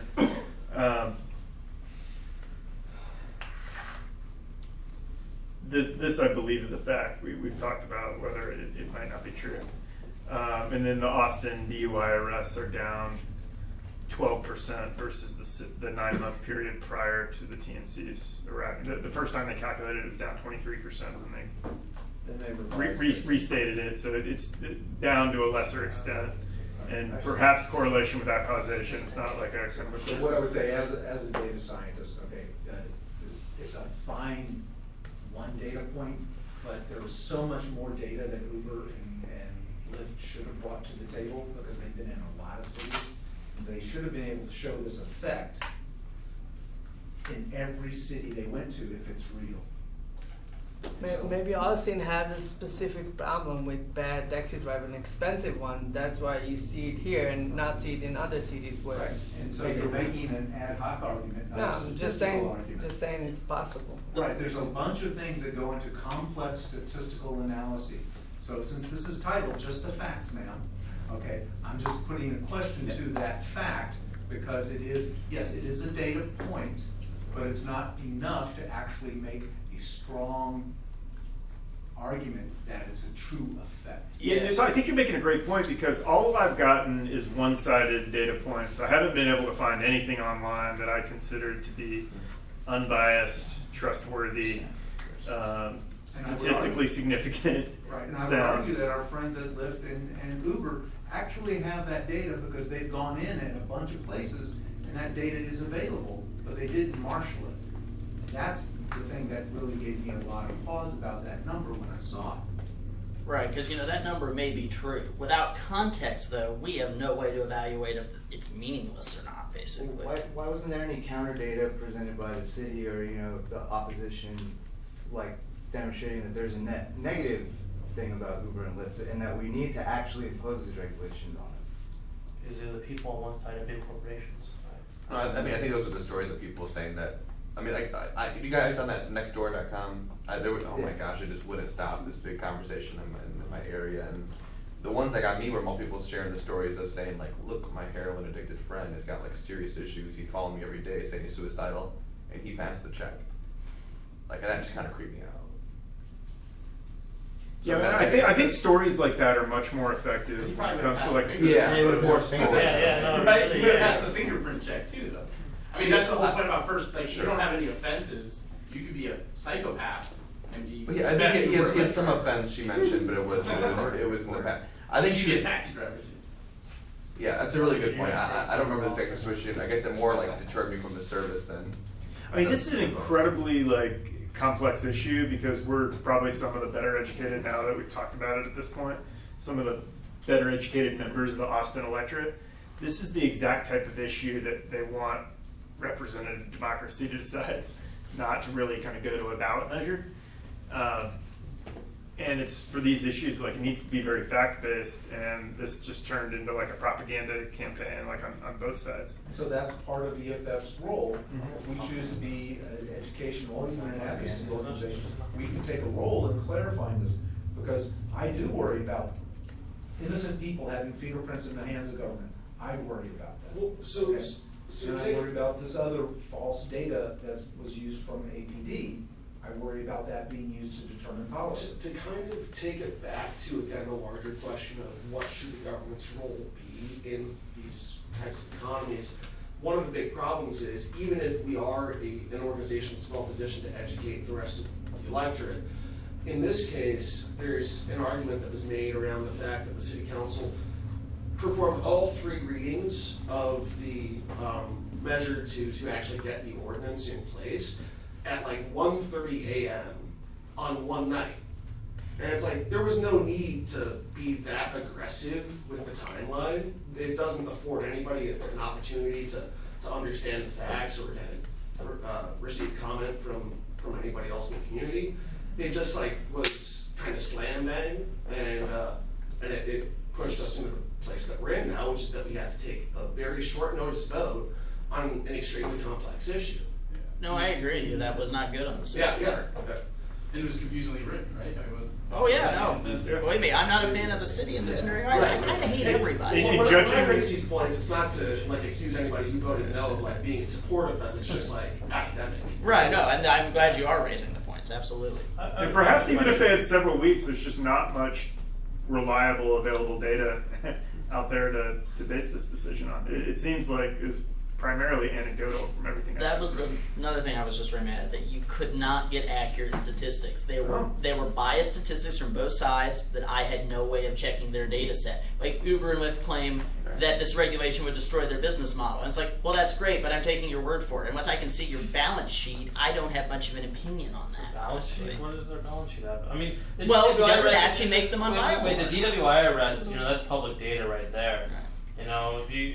This is not hidden data, so I don't. Well, I'm saying that, I don't have any way of knowing if this regulation would actually make Uber and Lyft unprofitable. Like, I have to take their word on that. Well, they're already unprofitable, but a third party could go and evaluate what it's going to do to their cost structure. So with an EFF type thing, I've been driving in Austin since I was 15 with a learner's permit, and every time I've gone to the DPS, I've had to get fingerprints. And I think I've been told those fingerprints are background checked to open crimes.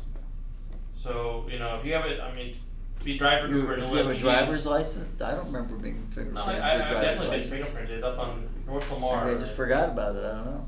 I think when I first got my license, yes, I was fingerprinted. I think they check it from open crimes and stuff like that. So, So everybody's already fingerprinted. Yeah, we're already fingerprinted. The government already has all of our biometric fingerprint data.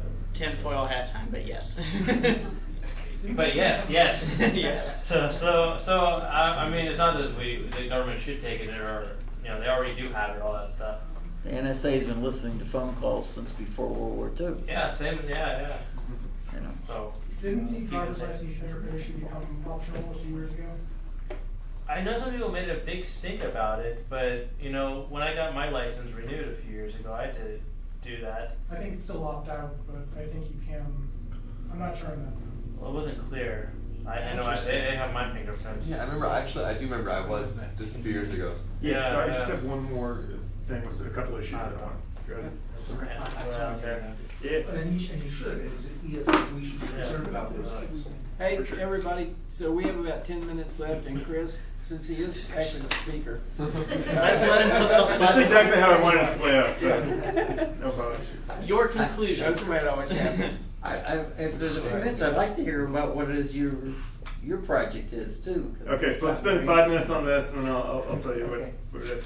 So we've talked about kind of regulation and whether ride sharing should be regulated in the same way other public transit. I think we've kind of covered that one in a lot of detail, but should Austin be concerned about how our stance on this relates to other major cities in the U.S.?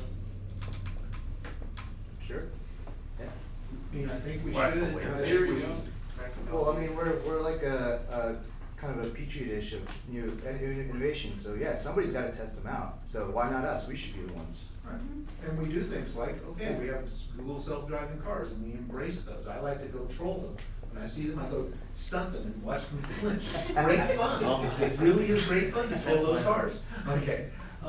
Yes, we should be concerned how this policy compares and how it affects people. In fact, that important VCs like Mike Maples got up and said, I'm no longer investing in Austin because city council's dicks.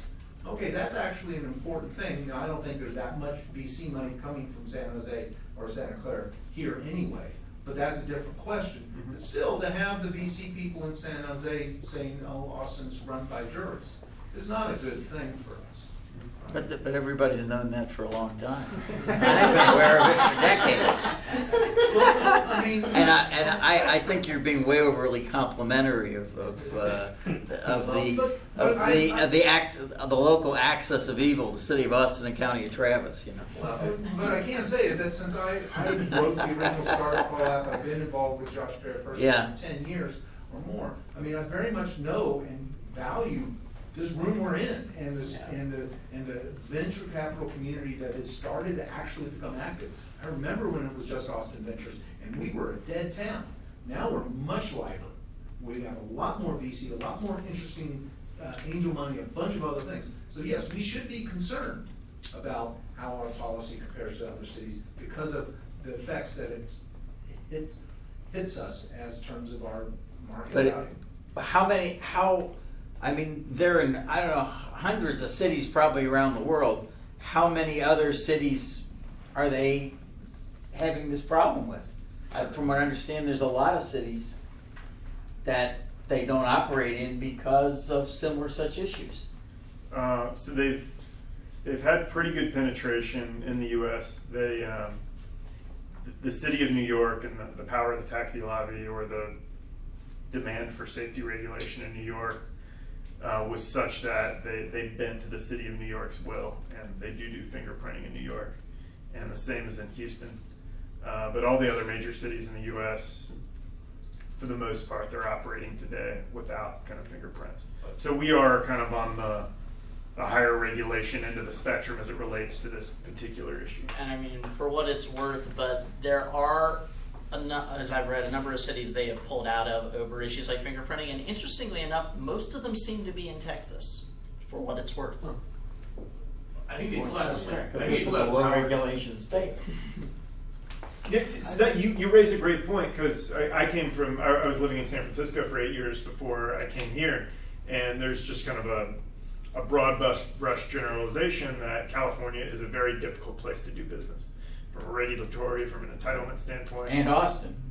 Well, so historically, not Texas, the rest of the state, which is low historically regulation, Texas has been considered a great place to do business. But Austin is always been considered a high regulation city compared to the rest of Texas. Austin is most untypical of the rest of the state. That may be true, except from a technology perspective. I've been here the whole time, and very much has been a great place to do technology. It's a tech center. Yes. It's one of the major tech centers of the world. Yes. Should Austin be concerned? My understanding was that Los Angeles and Miami were looking very much at what's happening in Austin. So it's not just that they should be concerned about what's happening in other cities. This is still early enough in this state to be a pioneer. So it's, to be, setting some standards here too. It raises a good point. Is it in Austin's best interest to be a trailblazer here? Yes. Yes. What does Austin get out of it?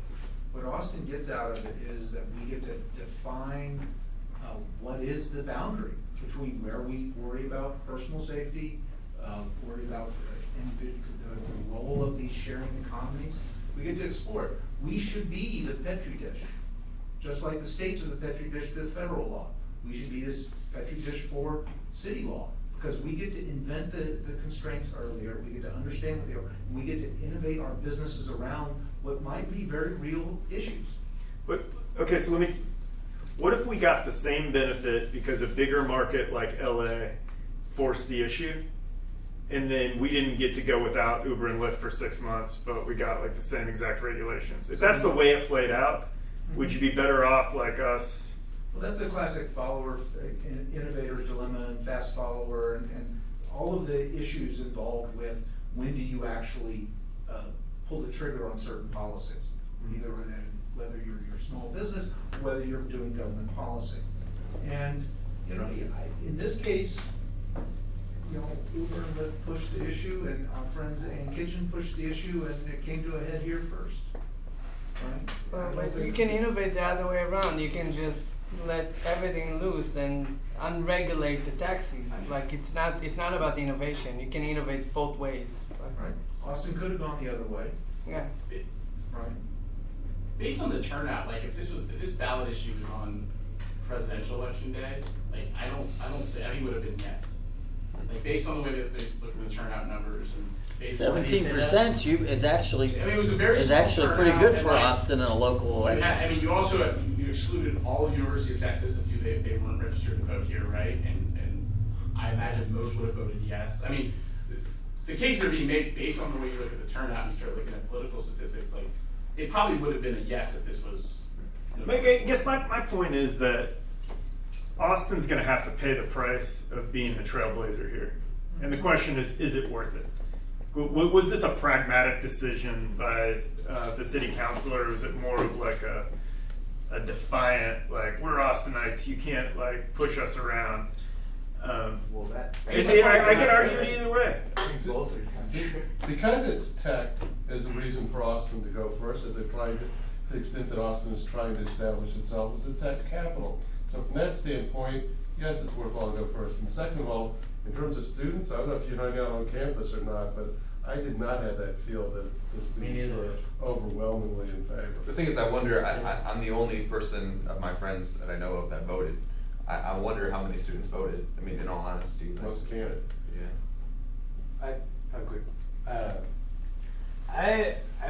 want to argue no against this point. Independent of No against what point? number 2, should Austin be concerned with how its policy compares to other major cities? Independent of the ride sharing and sharing economy debate, independent of the propaganda fighting that's gone on just recently, Austin legislation should be concerned with citizens of the municipality, not what people living elsewhere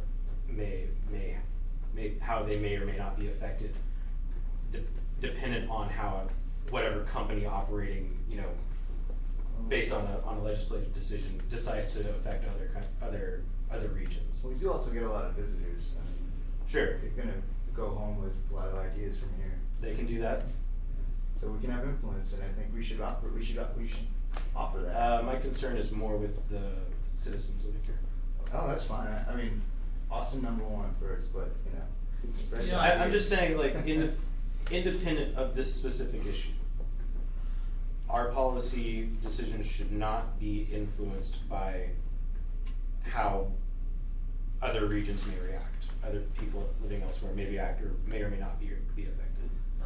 I don't like. We can keep it going like afterwards, but I just want to.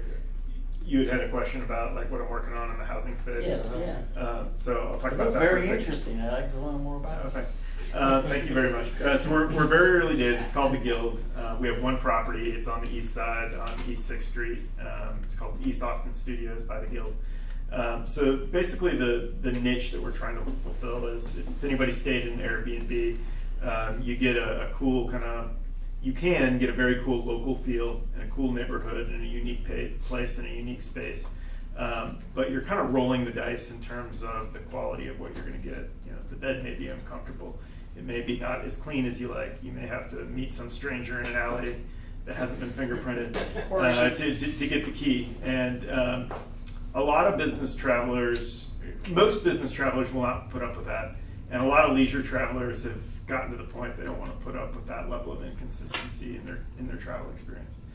My wife and I included. So we have sought to bring the best of both worlds. So we're partnering with an apartment building on the east side where we actually commandeer a handful of units. We do it through a lease structure, so we master lease it, then we kind of furnish it, and then we operate it as our own kind of portfolio of short-term rentals. And we layer on the services and amenities that you might expect at a really nice hotel. But you're in a cool part of town on East 6th. You're linked up with a concierge that knows where all the lobster taco food trucks are in town, not where the Morton Steakhouse is. So it's really, and we deck them out with kind of locally made furniture and locally roasted coffee. And it's a lot more like you're living in Austin than when you're staying at the Hyatt Regency. So that's what we're up to so far. So if anybody knows of anybody traveling to Austin, East I know you're Austin looking Studios, to, like it's like a microtel of sorts or something then. Yeah, it's a new approach to kind of hotel development. We don't have to go through all the kind of construction entitlement hassles, the 3-year rigmarole to get a new hotel up and running. Within like a couple months we can be kind of up and running, and we can be out at the Domain. We can have one in central downtown. We could be in Houston. We could be in Denver. How many rooms are these things? So we're only 7 rooms right now, but we think we'd probably be in the 50 to 75 room range here in Austin. So kind of operating on the scale of like a mid-sized hotel, and then we'd be in most of the major U.S. markets. But this is similar to like bed and breakfast places or something, or it has some similarities, almost like an urban bed and breakfast. We don't actually provide breakfast on this one right now, but no, you get a little extra space. You get paired up with somebody that knows the city really well and can give you all the insider tips. It's exclusively through Airbnb. Now, we do advertise on Airbnb, but we actually don't think that's going to be a good channel for us long term. So the thing is, on Airbnb, almost everything is 4.5 to 5 stars. Their review system, as well intentioned as it is broken, because you get to know that person and you think you're talking shit about the person instead of the place. Like Steph and I stayed at a place last August when we were thinking about moving here, and it was 5 stars on 80 reviews, and it was terrible. Like it was like they fit 3 bedrooms and 1,000 square feet, and it kind of smelled like old people. It just wasn't. Yeah, what did the reviews say? No, the reviews say like Jane's great. You know, she took care of my every need. And it just kind of gets to the point like you're reviewing the person, not really the place, and there's not much anonymity associated with it. Like you know this person, they've got your cell phone number because you exchange texts about like getting more toilet paper and stuff like that. It's just not a very safe place to say the bed was lumpy. You know, the stuff that people really care about. Whereas TripAdvisor, if it's a faceless corporation that owns that hotel, they're gonna, like, if there was any problem with the ice maker, you know, they're gonna hear it, you know, 1 star. Yeah, I mean, I sympathize. One time I used Airbnb in the Bay Area. They were expecting, like, me and my 3 friends to stay, all of us, in a, like, 6 by 6 foot room. We left. It was, yeah. So no. Well, they tried. We already were in a small room, and then they once we were there, were like, actually, we're going to move you to this smaller room. The place had 5 stars. Thank you guys very much. That was a lot of fun. And you should come back, Chris, because I think we could probably do another. I think this did a great job. Thank you. Hey, everybody, here's these. If anybody's interested in the privacy settings, plan vortex. What is this? It's Are you going to go outside or just in the hall? vortex standard. It's about privacy. Thank you very much. You had a really great meeting. Very good.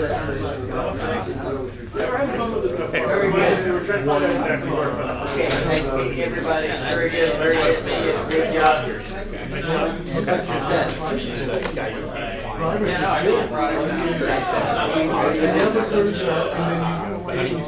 He's seen both sides. Point being, like, you know, Austin's trying to learn how the states do CMA. I don't have as much. Yeah. And then campaign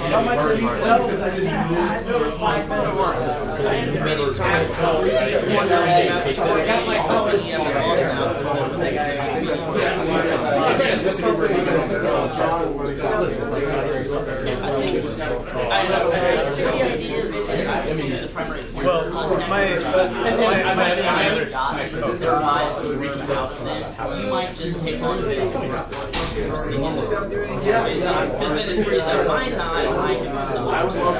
I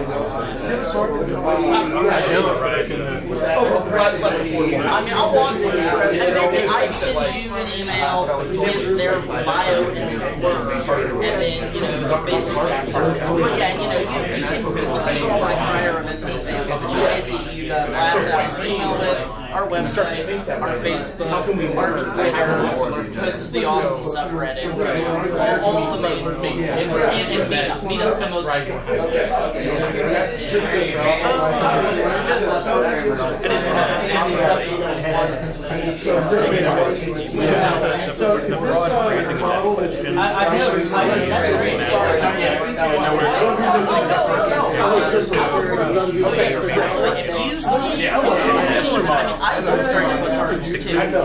If you see something in your reading that is like, this is something our constituents care about, by all means, read it. Yeah, so a lot of people are buying books, selling tires, they're trying to cross me hard deal in this department. I'll get you throwing me in the corner of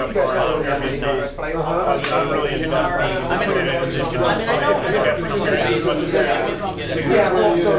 being stressful. We put under stress to make favorite. Yeah, we're going to be relying a lot on repeat business just because they happen to if I'm not texting somebody, I'll get in touch with them. If I email somebody, if we're not friends on Facebook, I need to have a very in-depth conversation. Okay. Read up on that. Facebook Messenger is a very, if you're friends on Facebook, it's a very light All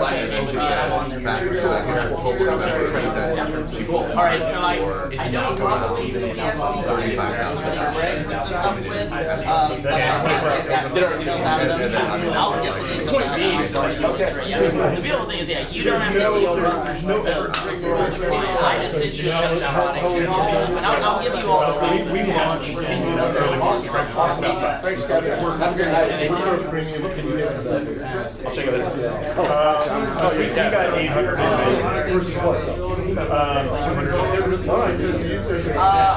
work for the Texas Legislature.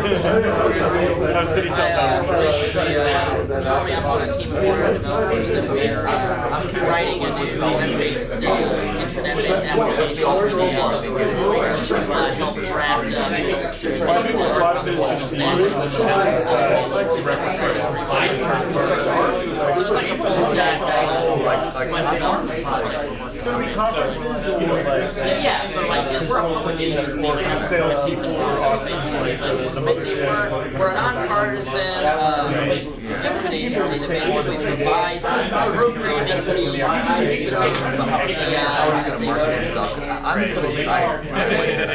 And once you start seeing people are saying, well, you know, how am I my first is so say there's the Texas Constitution. So say they want to work with statutes in some way, like everything on Twitter, from another web service, when I see all the laws, they go in, they display what's in a particular law, and they say, hey, I want to apply this way, by different statutes and different statutes. It also provides really enjoyed it. I hope you can come back. Whether it's as a speaker or just as a contributor, I think you have some like good ways of bringing in conversation. Thanks for saying that. I'd love to come back. Thank you. The jokes about governmental efficiency. You're not checking this cool. Thanks for first. You bet. Had a lot of fun. Okay. Hopefully I wouldn't pick on you. I appreciate that. Thanks for coming. Yeah, you bet. Yeah, I'll be back. Okay, very good.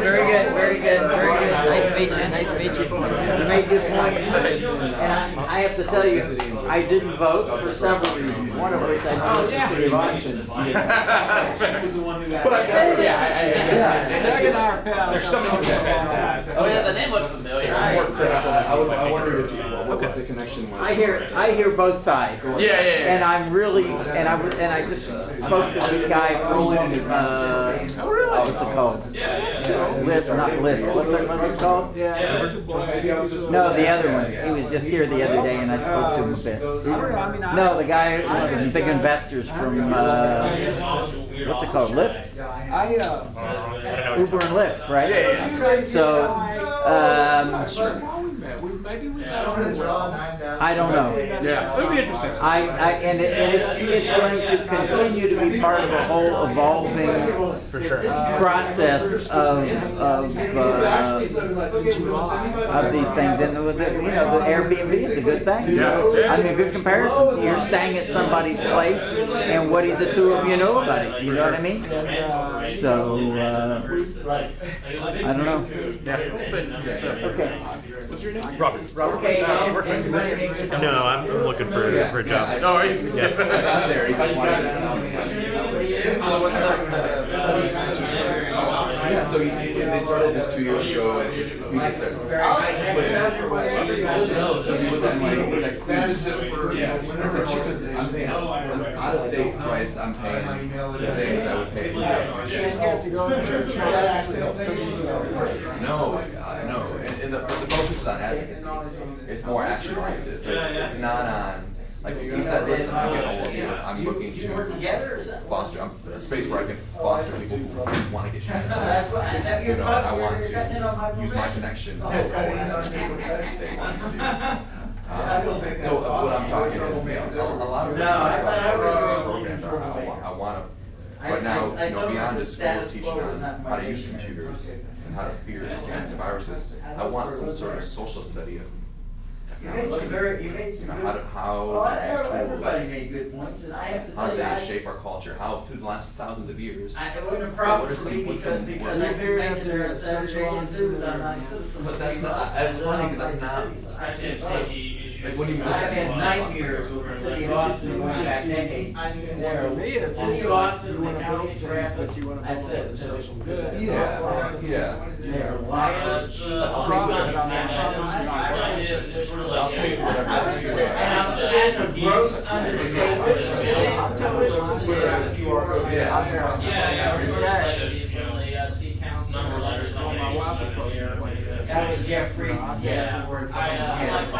I've gone through all these. Well, Steve might be here. I tried to contact Maurice. I remember going back and talking to And Frank I never Purpose. really have made a lot And of he money. promised me every, him as assistant. Why didn't you? We are trying to work on these everything I asked for, they promised. Everything. We are completely on your side, right? You wanna know how many things they promised you they kept? Zip, nada. They lied about it, and they're over. He ran on a campaign to restore ethical government, and they're over here on the system, telling you it was we can assure you that in our administration, none of the problems we had before. We tell you that Frank Purpose, it was actually Southwest, he was here. He's now very old, but he was here, and I met him, and I reminded him about it. What's possible? All that first thing he did was sell out to you at home. You know what I mean? And sell out all but I'll give him credit, he's got so about ethics on his old age. And I built an association. He talks, people play the same talk, that sort of thing. Yeah, he is. It's really good. And not the man, and also their days, I warned that he has customs.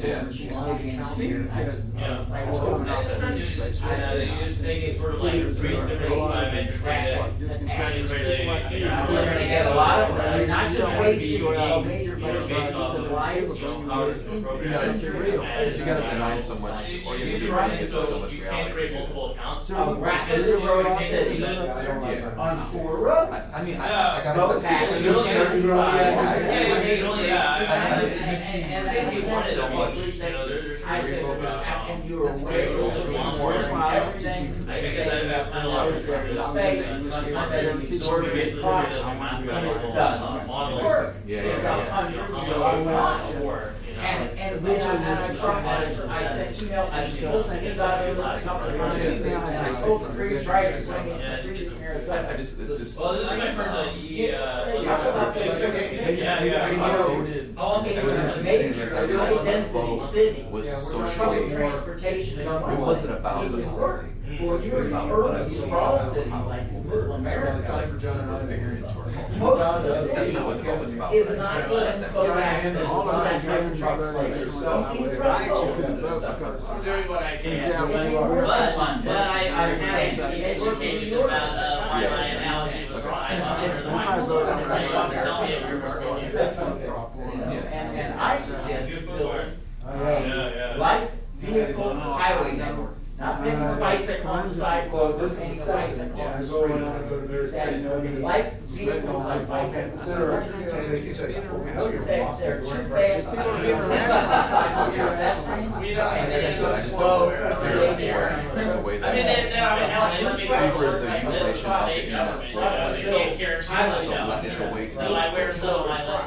But there's so much opportunity out there, as you reflect on from years ago in the world, where it's a way for new opportunity.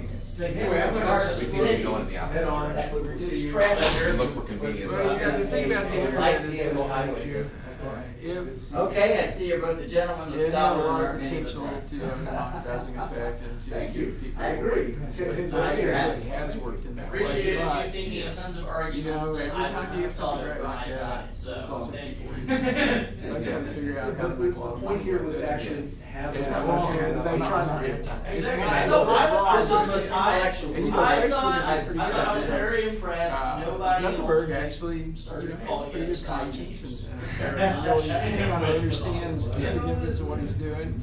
So he's been pretty good, but you can't escape the fact that a big for-profit like that, especially one that he's had an IPO as a public company, it has to serve, you know, it has to serve. These are really, these are some of the really big issues completely aligned with the having to do with privacy and security and balancing privacy and security. I liked how Doug very, was the very moment difficult that issues. Twitter I mean, it's basically the suspension of the Bill of Rights because of tariff tax. It would never Very difficult issues. That's part of why I don't like And the internet is nothing like and how do you, okay, and it's a tough decision. What if, you know, it's what just if that turned into big media. invasion of your privacy It's dominated by big media. saved the lives? Well, you know, there's an indie web where do there's you, a lot of people you know, who try to- founding fathers warned that, you know what I mean? Think or You what know are that, outlets that's Ben Franklin specifically. yeah, There's an indie website. yeah, and they dealt with those issues No, at those times. They came up with Because very I've good said several solutions times to the that technology Eff-Austin of their should day. do some The like an technology indie has webcam. moved on, and the We vast have majority of our citizenry And would there, not I appreciate don't just know how the anybody next who's doing 50 indie years web how much like in everything Austin, is going but to change. sooner or later we'll get around to it. It's just a matter of finding the time and the energy and the people who work on it. I'll look into it.